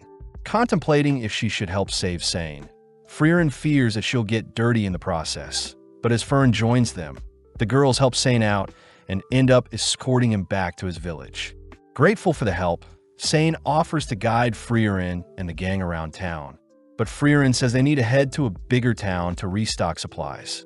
With the gang departing, Sane warns the gang to beware of venomous creatures. But not even a few minutes later, Stark is unfortunately bitten by a venomous creature whilst trying to pick some fruits. Immediately bleeding from the nose, Freeren tries to identify the poison, but admits that she doesn't have any spells to do so. Seeing as Fern can't use her flying magic for too long, Freeren reasons that they'll head back to the small village, but Stark says he doesn't feel weak whatsoever. Freeren does mention that Eisen used to brush off various poisonous arrows all the time, but upon hearing that 20% of adventurers pass away due to poison, Freeren and Fern rush Stark to the nearby village. Having made it to a nearby church, the father of the church sadly reports that he can't save Stark, calling out to see if his brother could help. Revealed to be the man from earlier, Sane recognizes Freeren and her party, instantly curing Stark of his poison. Having returned the favor for rescuing him earlier, Sane heads out to help out at the plaza, but Freeren is curious as to who Sane is. Freeren notes how Sane's brother has been recognized as an outstanding priest by the royal capital and given a necklace to prove so. And even he couldn't cure Stark's poison, but for some reason Sane nonchalantly could. Sane's brother recognizes Sane to be a genius, revealing that he knows about Freeren, having been gifted the necklace by Hyder himself. Sane's brother notes how Sane's spark has left him ever since he became a priest, but wanting Sane to live a more fulfilling life. Sane's brother asks if Freeren would be willing to take Sane on their adventures. Having a team meeting, Stark is all for having a priest accompany them, but seeing as Freeren and Fern are hesitant on the idea, Stark takes matters into his own hands, heading to invite Sane to their party. Upon heading downstairs, Stark spots Sane indulging in some alcohol, smoking, and gambling. Ironic since Sane is meant to be a pure priest, but Sane gets intrigued hearing Stark invite him on their adventures, agreeing to join Freeren's party if Stark can beat him at gambling. As Freeren enjoys her nap, Fern suddenly wakes Freeren up, having heard Stark cry for help.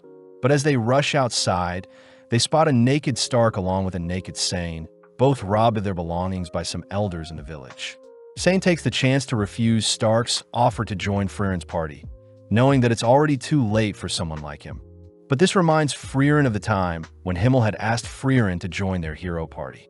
Having also refused the invitation, Freeren had told Himmel that she wasn't qualified and scared of fighting the Demon King since she had stopped slaying demons for 500 years. But remembering Himmel's words, Freeren orders Sane that he still has the choice to change his future. With Sane still refusing to join, Freeren admits that she despises Sane, but that is also the reason why Freeren will be forcing Sane to join them. At the same time, Fern manages to retrieve the boys' items from the elders, returning Stark and Sane's items, only to storm off. Having another meeting, Fern voices how disgusting it is that people gamble, but Freeren does admit that Sane has the chops to become an adventurer. Spending some more time in town, our trio helps set up for the Harvest Festival, spending more time with Sane, all whilst he thinks about how Freeren and her party really resemble his adventurer friend. Sane thinks about how his friend had promised to return 7 years ago. But as Freeren and her party ask Sane's brother for what may convince Sane to join them, Sane's brother does mention how Sane prefers older women. Spotting Sane nearby, Freeren announces herself as an older woman, having lived over 1,000 years, but Sane states that Freeren's features don't attract him whatsoever. Having no choice, Freeren unveils her secret seduction technique, blowing a kiss for Sane, but Sane gets weirded out. Shocked to see that Fern and Stark have been seduced, they learn that Freeren's kiss had once knocked out Himmel, but having had enough, Sane states that he refuses to join their party. Freeren tries bringing up Sane's friend as a way to convince Sane, but Sane states that his friend is probably dead by now, having gone missing for 10 years already. Freeren tells Sane to travel and confirm if his friend is truly dead or not, advising Sane to live his life wisely.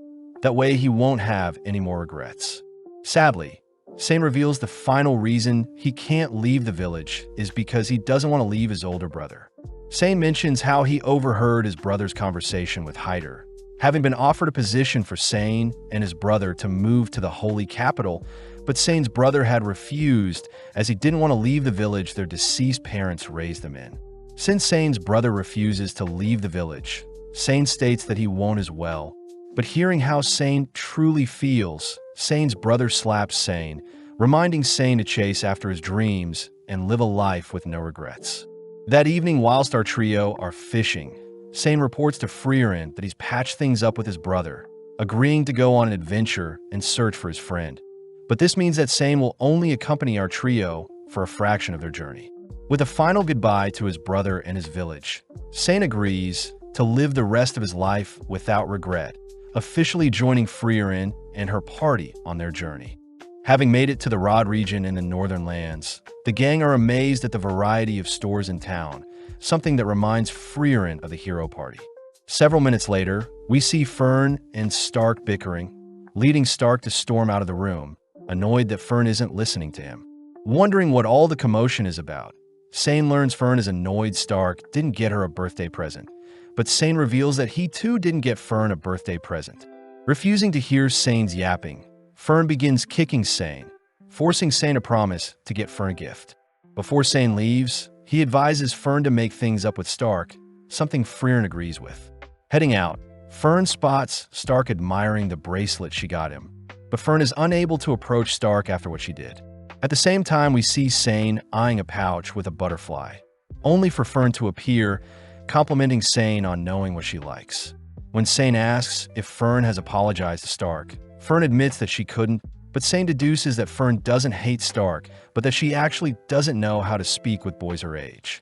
When Sane asks Fern to pick a gift for herself, Fern refuses, making Sane smile as he chooses a pouch for Fern. Sane reminds Fern that Stark isn't the smartest person in the world. Plus, it was a joint effort when Fern bought Stark a gift on his birthday. Seeing Fern slowly realize she was in the wrong for lashing out earlier, Sane hands Fern her gift, advising Fern to go pick a gift with Stark for her birthday, and that Stark will only know how she feels if she tells Stark outright.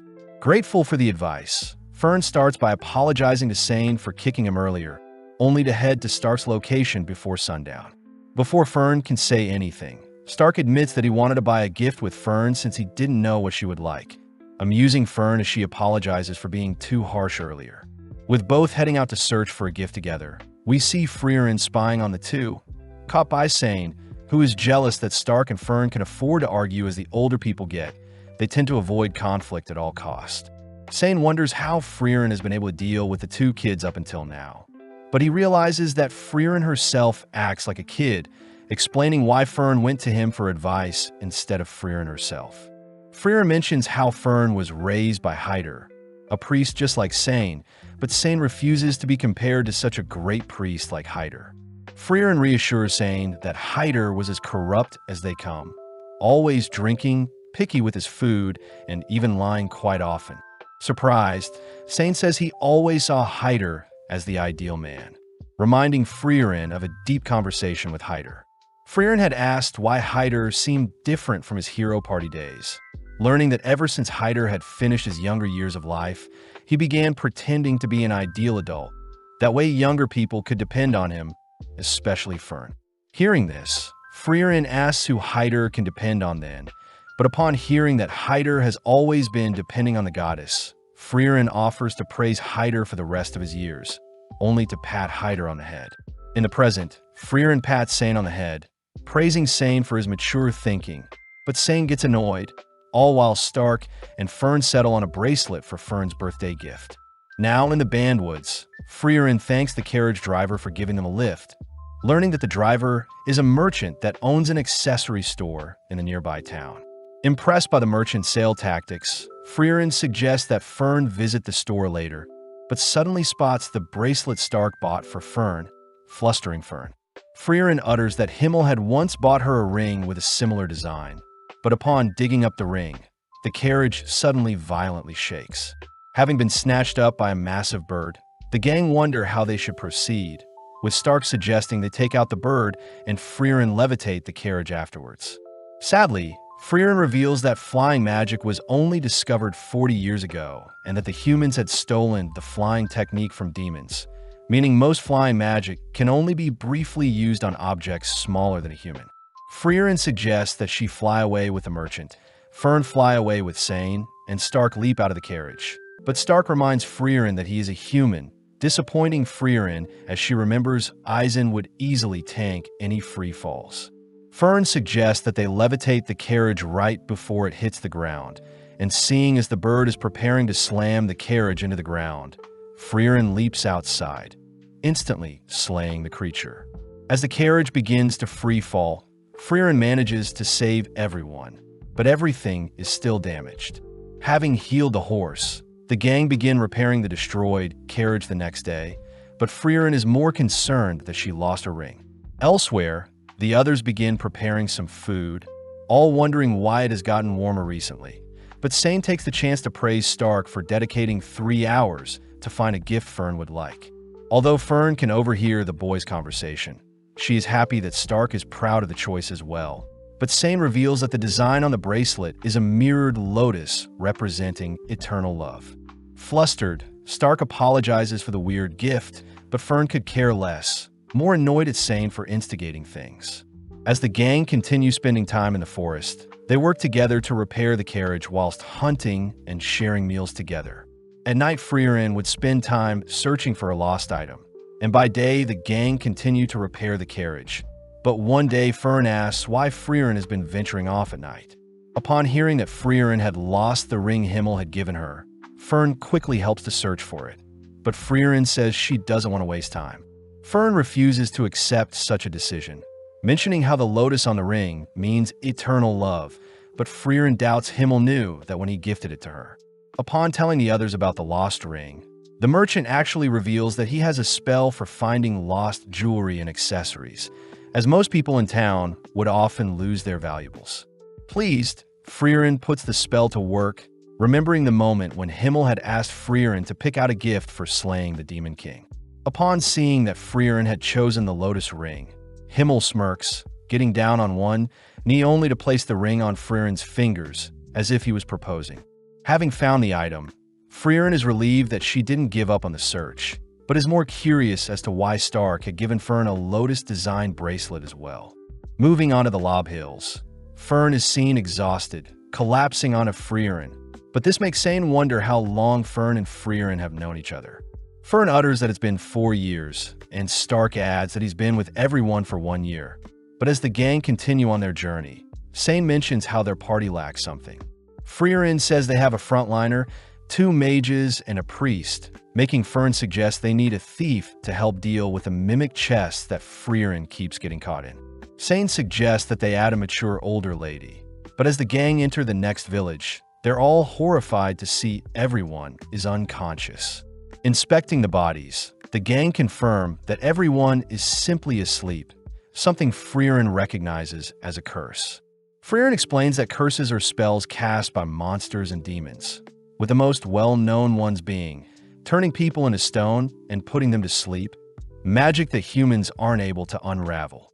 Luckily, priests draw their magic from the goddess, and it's the role of the clergy to unravel such spells, meaning Sane may be able to identify and break said curse.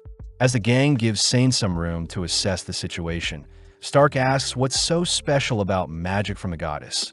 Learning that the goddess's magic are recorded in holy scriptures, and just like demon magic, only the owners can read and interpret such magic. Additionally, those able to read and learn the goddess's magic are naturally blessed with protection from curses, making priests a natural counter to curses.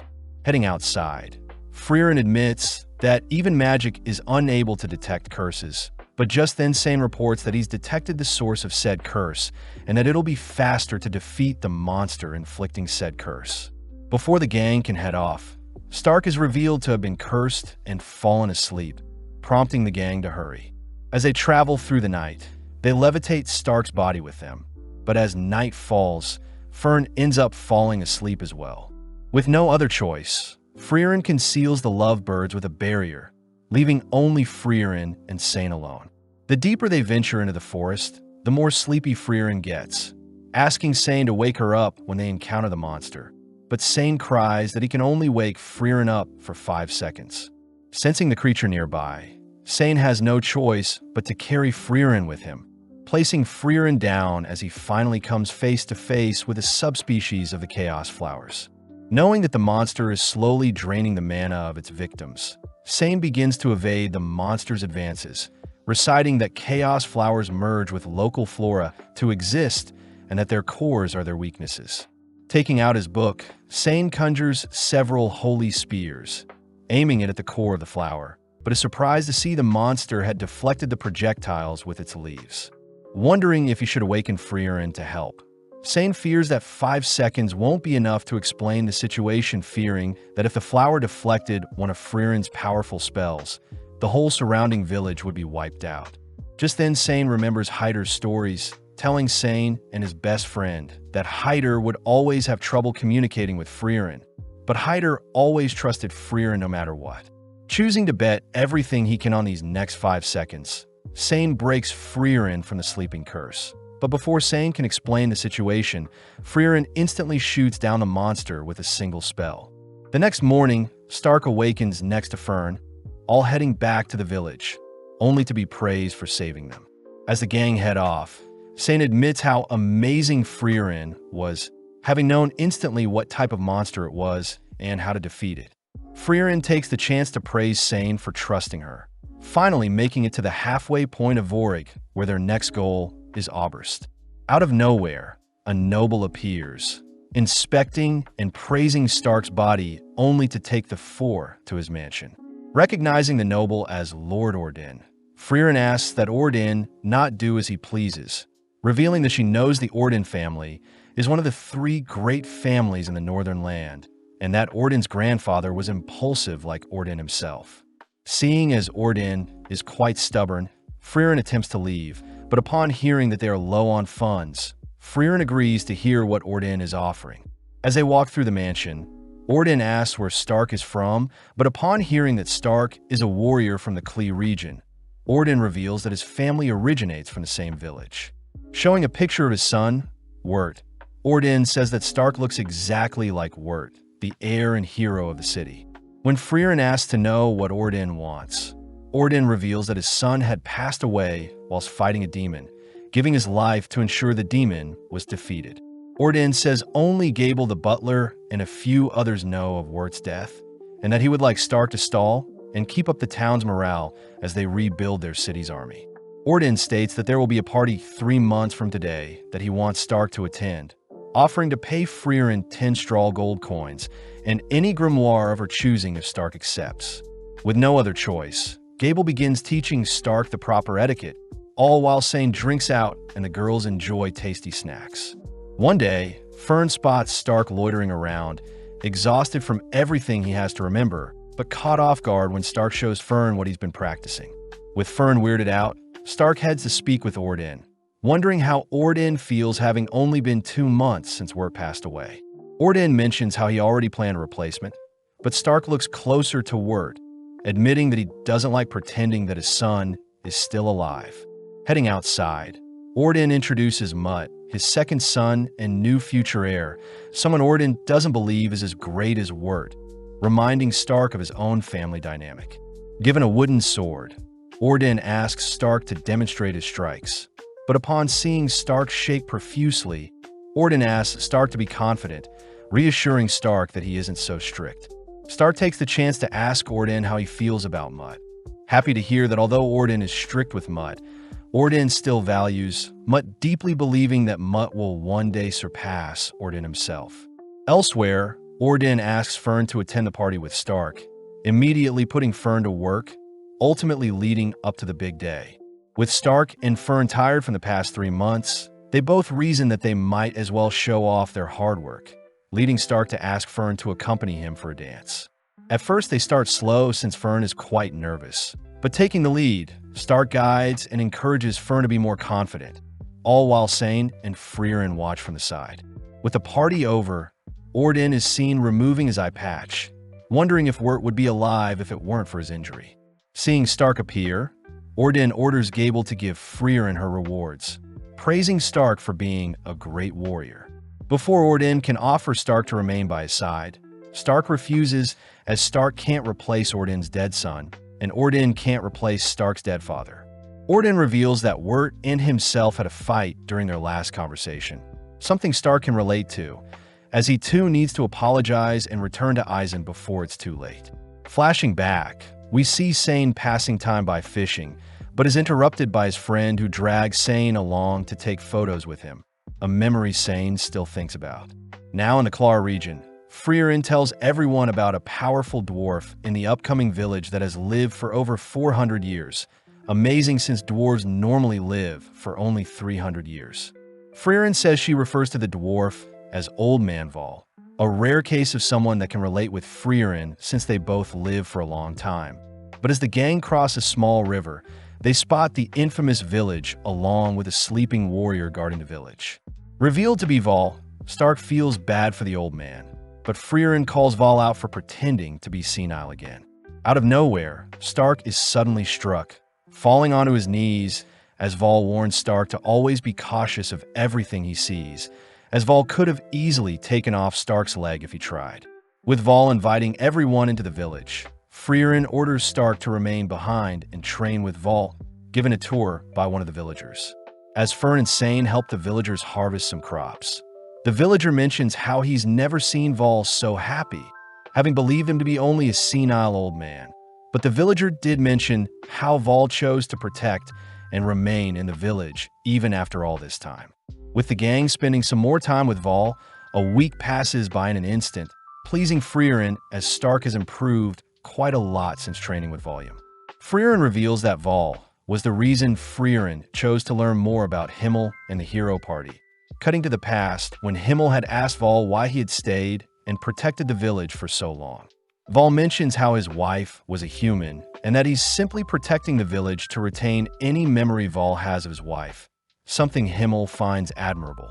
Thanking Himmel for his kind words, Vol promises to remember the Hero Party once they've defeated the Demon King and have passed away, but Himmel reassures Vol that Freeren and Eisen will be the ones to continue their legacy even after passing.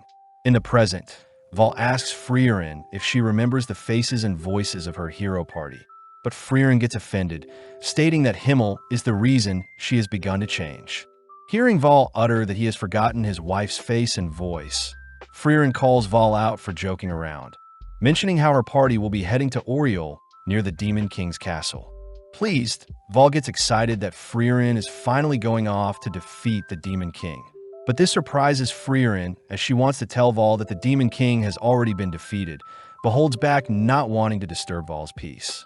With a final farewell to Vol, the gang continue on their path, occasionally stopping so Sane can ask around for his friend's whereabouts. Stark is impressed that people still remember the name of Sane's friend, even after 10 years, but Sane mentions how his friend went by Guerrilla Warrior, a memorable title. With a mere bridge separating the gang from reaching the magical city of Oberst, the gang choose to rest first at a nearby village, excited to hear that Gorilla Man did indeed help defeat a demon in the village, but only a stubborn old woman may remember where Gorilla Man did after. Upon visiting the older woman, the woman refuses to give the gang info on Gorilla Man for free, starting off by having the party run several errands that take up several hours. Once the gang has wrapped up and reported back to the older woman, she finally agrees to give the gang their final task, and only after will she give them the information they want. Heading to some old statues, the woman mentions how she recognizes Sane, but upon seeing the old statues, the gang hear that the statue honors two forgotten heroes. Realizing one of them to be Kraft, Sane suddenly remembers a time when Hyder had shown the younger versions of Sane and Gorilla Man a similar statue, warning that everyone's legacy will eventually fade and be forgotten. From that moment on, Sane's friend had claimed the name of Gorilla Man, and Sane was given the title of Goatee Priest. Having helped clean up the statue, the old lady reveals that Gorilla Man also helped clean the statues a long time ago, even speaking quite highly of Sane. As the gang begin heading off, Freeren realizes Sane knows where his friend is, believing his friend is in the opposite direction of Oberst, making Sane struggle to decide what to do. Conflicted on what he should do, Sane reminds himself that he's on the journey to look for his friend, but seeing as they need more time, the gang spend the night in town. With Fern and Sane heading out to retrieve firewood and food, Fern and Stark share a moment when Fern teases Stark with her cold hands, but the gang get worried seeing snowfall. The next day, the town is consumed by a blizzard, meaning they won't be able to proceed with their adventure until the blizzard dies down. Luckily, Freeren knows that there's a magic store with a shady shopkeeper, mentioning there could be a possibility for legendary spells. Since they'll be staying in town for a month, Sane gets quite relieved, getting to share meals and spend time with Freeren and the others. With several days already passing by, Sane is seen drinking with one of the village elders, realizing that he's been spending time away from Freeren and the others. At that moment, Freeren appears, asking if Sane can mediate an argument between Fern and Stark. Upon checking up on the two, Sane and Freeren ask why Fern is angry with Stark, but seeing as they aren't getting anywhere, Sane chooses to speak with Stark privately. Stark reveals that he was simply paying Fern back for the time when she placed her cold hands on Stark's face. But when he did it to Fern, Fern got mad at him. Seeing as Stark and Fern are having another simple disagreement, Sane asks Stark to simply apologize and tell Fern what his true intentions were. Up next, Sane speaks with Fern privately, relieved to hear that Fern doesn't hate Stark for what he did, but was simply frightened when Stark held Fern in place with his strong hand. With the two lovebirds making up, Freeren and Sane share a meal, prompting Sane to ask why Freeren invited him on the journey in the first place. Freeren reveals that Sane reminded Freeren of herself before she met Himmel and the hero party, simply giving Sane a reason to adventure and live life, just like how Himmel gave Freeren a reason to live. Grateful for the memories, Sane bids farewell the next morning as he plans to search for his friend, surprising Stark and Fern since the farewell was quite short. As our trio make it to the Offen mountain ranges, where Stark is tasked with hunting and gathering, but one day Stark discovers that Fern has caught a fever. Calling on Freeren to cure Fern, Freeren realizes that Sane had left behind some medicinal herbs, grateful as Freeren can identify the illness and cure Fern accordingly. Stark is surprised Freeren has a holy scripture of her own, managing to identify the illness as a simple cold, and it would make sense to head to a nearby village to get out of the cold. Upon confirming that there is an icicle cherry blossom tree nearby, Freeren chooses to hold Fern's hand, mentioning how Fern feels safe when her hand is held while she is sick. Embarrassed, Fern turns away, leading our duo to head out only for Freeren to tell Stark stories of when Fern was shorter than Freeren herself. After a long day of traveling and resting, the two make it to the base of the gorgeous cherry blossom tree, where the mushrooms at the base of the tree are their target. Stark wonders why Freeren chose to hold Fern's hand out of all things, but Freeren simply mentions how it's the only thing she knows how to do when supporting someone whilst they're sick. Flashing back, It turns out Himmel had once held Freeren's hand when she was sick, having learned it from his mother. Although Freeren thought it was strange, the thought of knowing Himmel was quite soothing when Freeren was sick, and hence Freeren promises to hold Stark's hand when he's ill as well.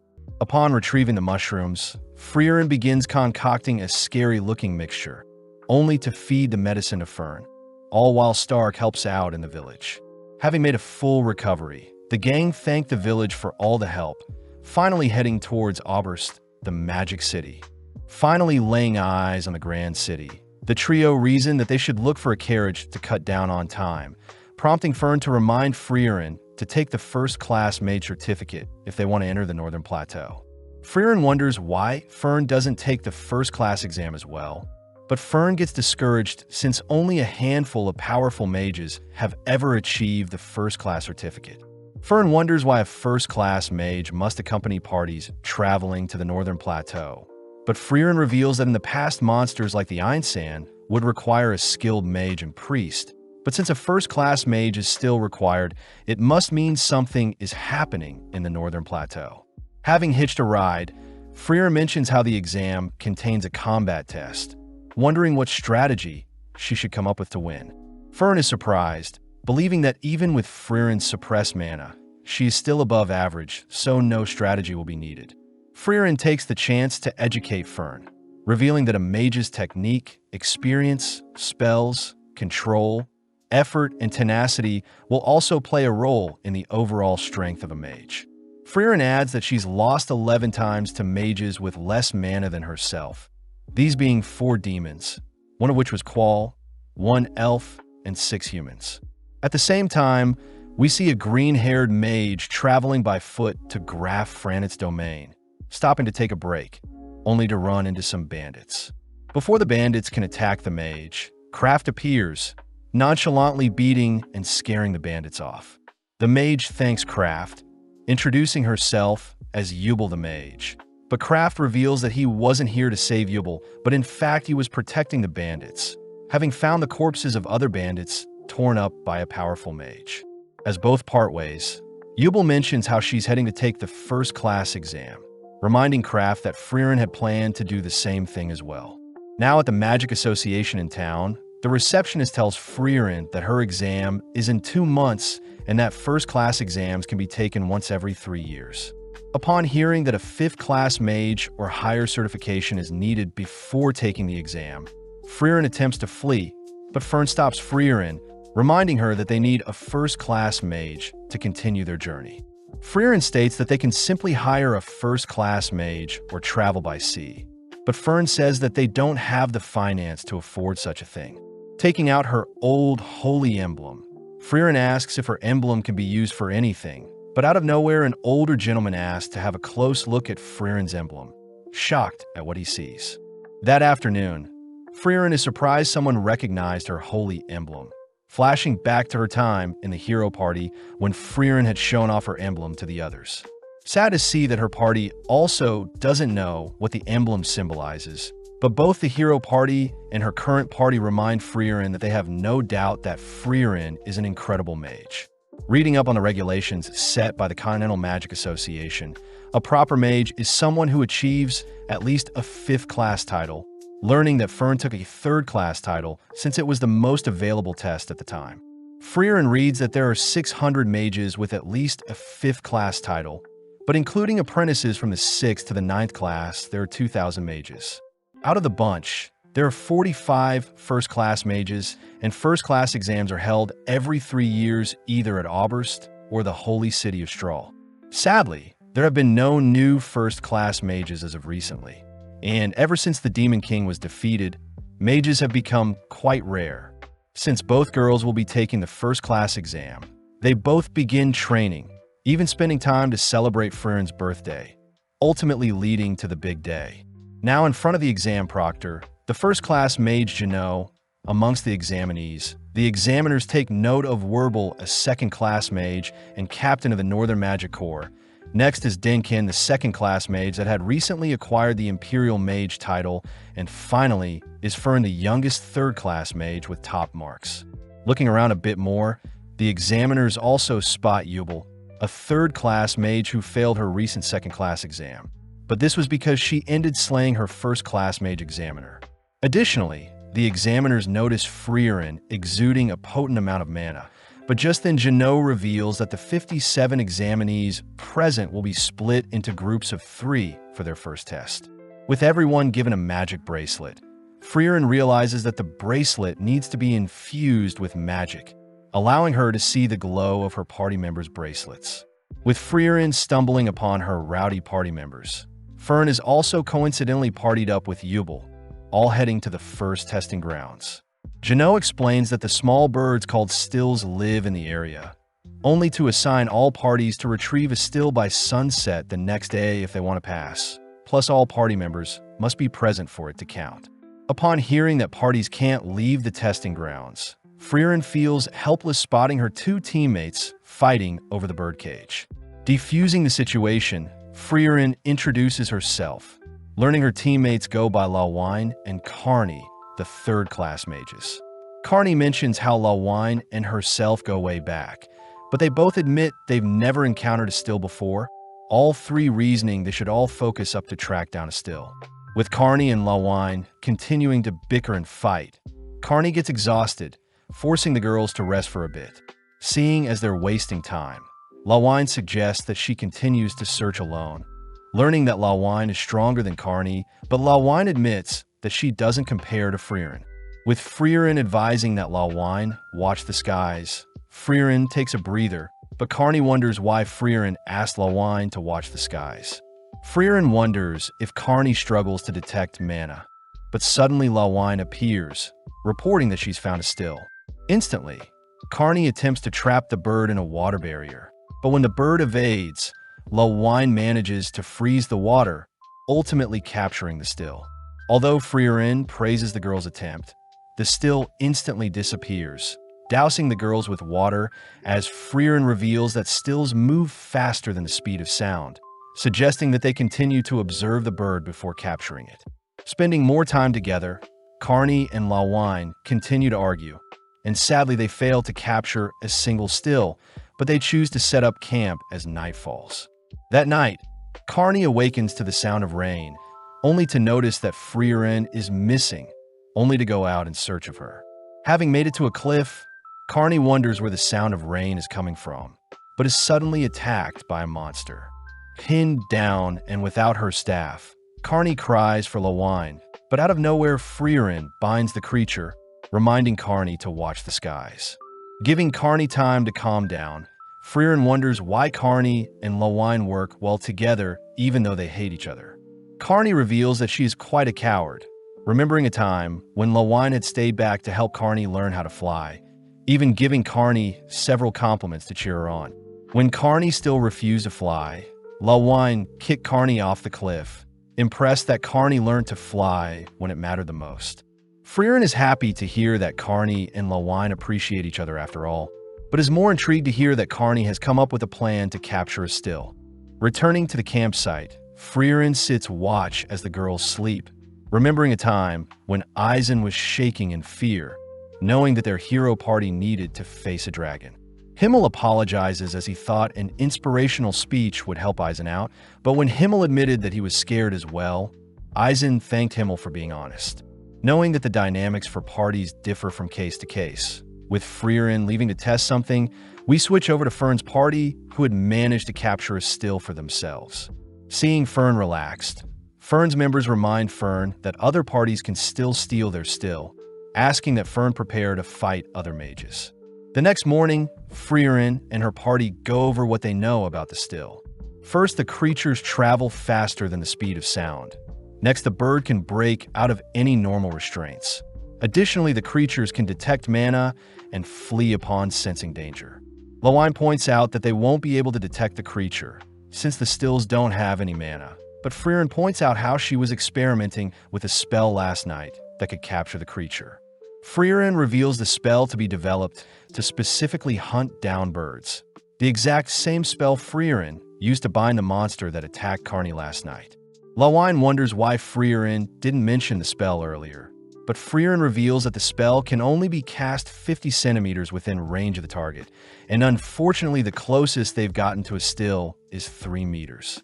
Freeren asks if the girls can possibly stop the bird with their magic, prompting both girls to suggest that their freezing and water spells could possibly temporarily restrain the bird, but it would be tough to get close without it sensing their mana. Suddenly realizing something, Freeren tells the girls her idea, intriguing the girls as they may have to fight with the other parties, but they commit since it's their only option. At the same time, Fern, Yubel, and Land all choose to hide in a cave, but upon running out of water, they all decide to replenish their water. But Yubel suddenly realizes that the ground they're walking on used to be a riverbed. Fern asks how powerful the barrier is, wondering if the barrier stopped the flow of water into the testing area. But Land points out that there is still a source of water in the middle of the testing area. Additionally, since the still won't survive without water, Fern's party agrees to search for smaller ponds nearby. But upon detecting a magic projectile nearby, Fern instantly conjures a barrier to defend. Unable to spot their foes, Fern continues to stall, all whilst Yubel fends off Werbel's advances. Land faces Sharf, and Fern faces Airy. Werbel takes the chance to praise Fern for reacting to his spell, but before the two parties can initiate their duel, a massive beam of light suddenly consumes the central lake. Lawine is revealed to be freezing the central entire lake, confusing the other parties as they fail to unfreeze the lake. Having witnessed Lawine's magnificent spell, Denkin reasons that no still will now come to the lake again, advising his team members, Richter and Laufen, to follow after Freeren and her party as they plan on stealing their still. As Freeren and her party set their plan into motion, Fern and Werbel's party begin clashing, all agreeing to separate for now. Assessing the situation, Denkin scolds the mages for wasting their magic attempting to unfreeze the lake, but also doesn't recommend mages search for other waterholes whilst in the air, as they will be vulnerable to monsters. Turning and heading after Freren's party, Denkin runs into the party they saw flying earlier, having been slaughtered and taken prey by the monsters. When Laufen suggests that they at least bury the corpses of their fellow mages, Denkin forbids it, revealing that the Geisel monsters hunt based on their prey's mana, and since the corpses still have mana, the Geisel will lock onto them if they move the bodies. Laufen wonders how sadistic the examiners are for not caring about the lives of the test takers, but Richter states that the Continental Magic Association simply wants to keep a certain standard for those who manage to become a first-class mage. Denkin voices how he despises the association's old way of thinking, having seen mages greater than himself fail to achieve anything noteworthy. But just then Denkin spots a suspicious body of water.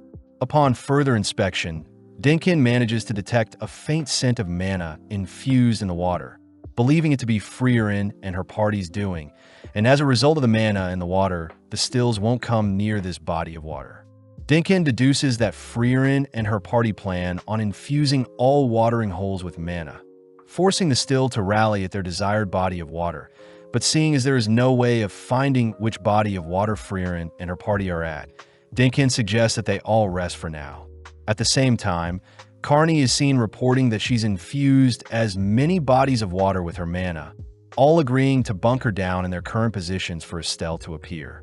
Seeing as they now need to wait, Freeren suppresses her mana even further, uttering that she mustn't move or else mana will be released.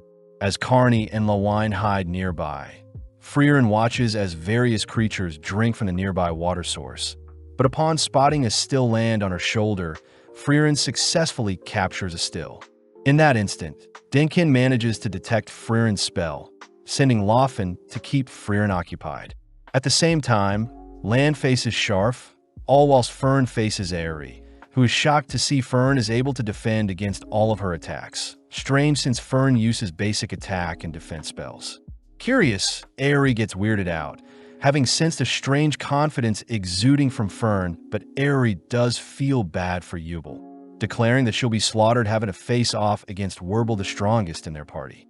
Fern calls Airy his bluff, revealing that she knows her is far stronger than Werbel himself, but not denying it. Airy states that Werbel's experience in battle is unmatched.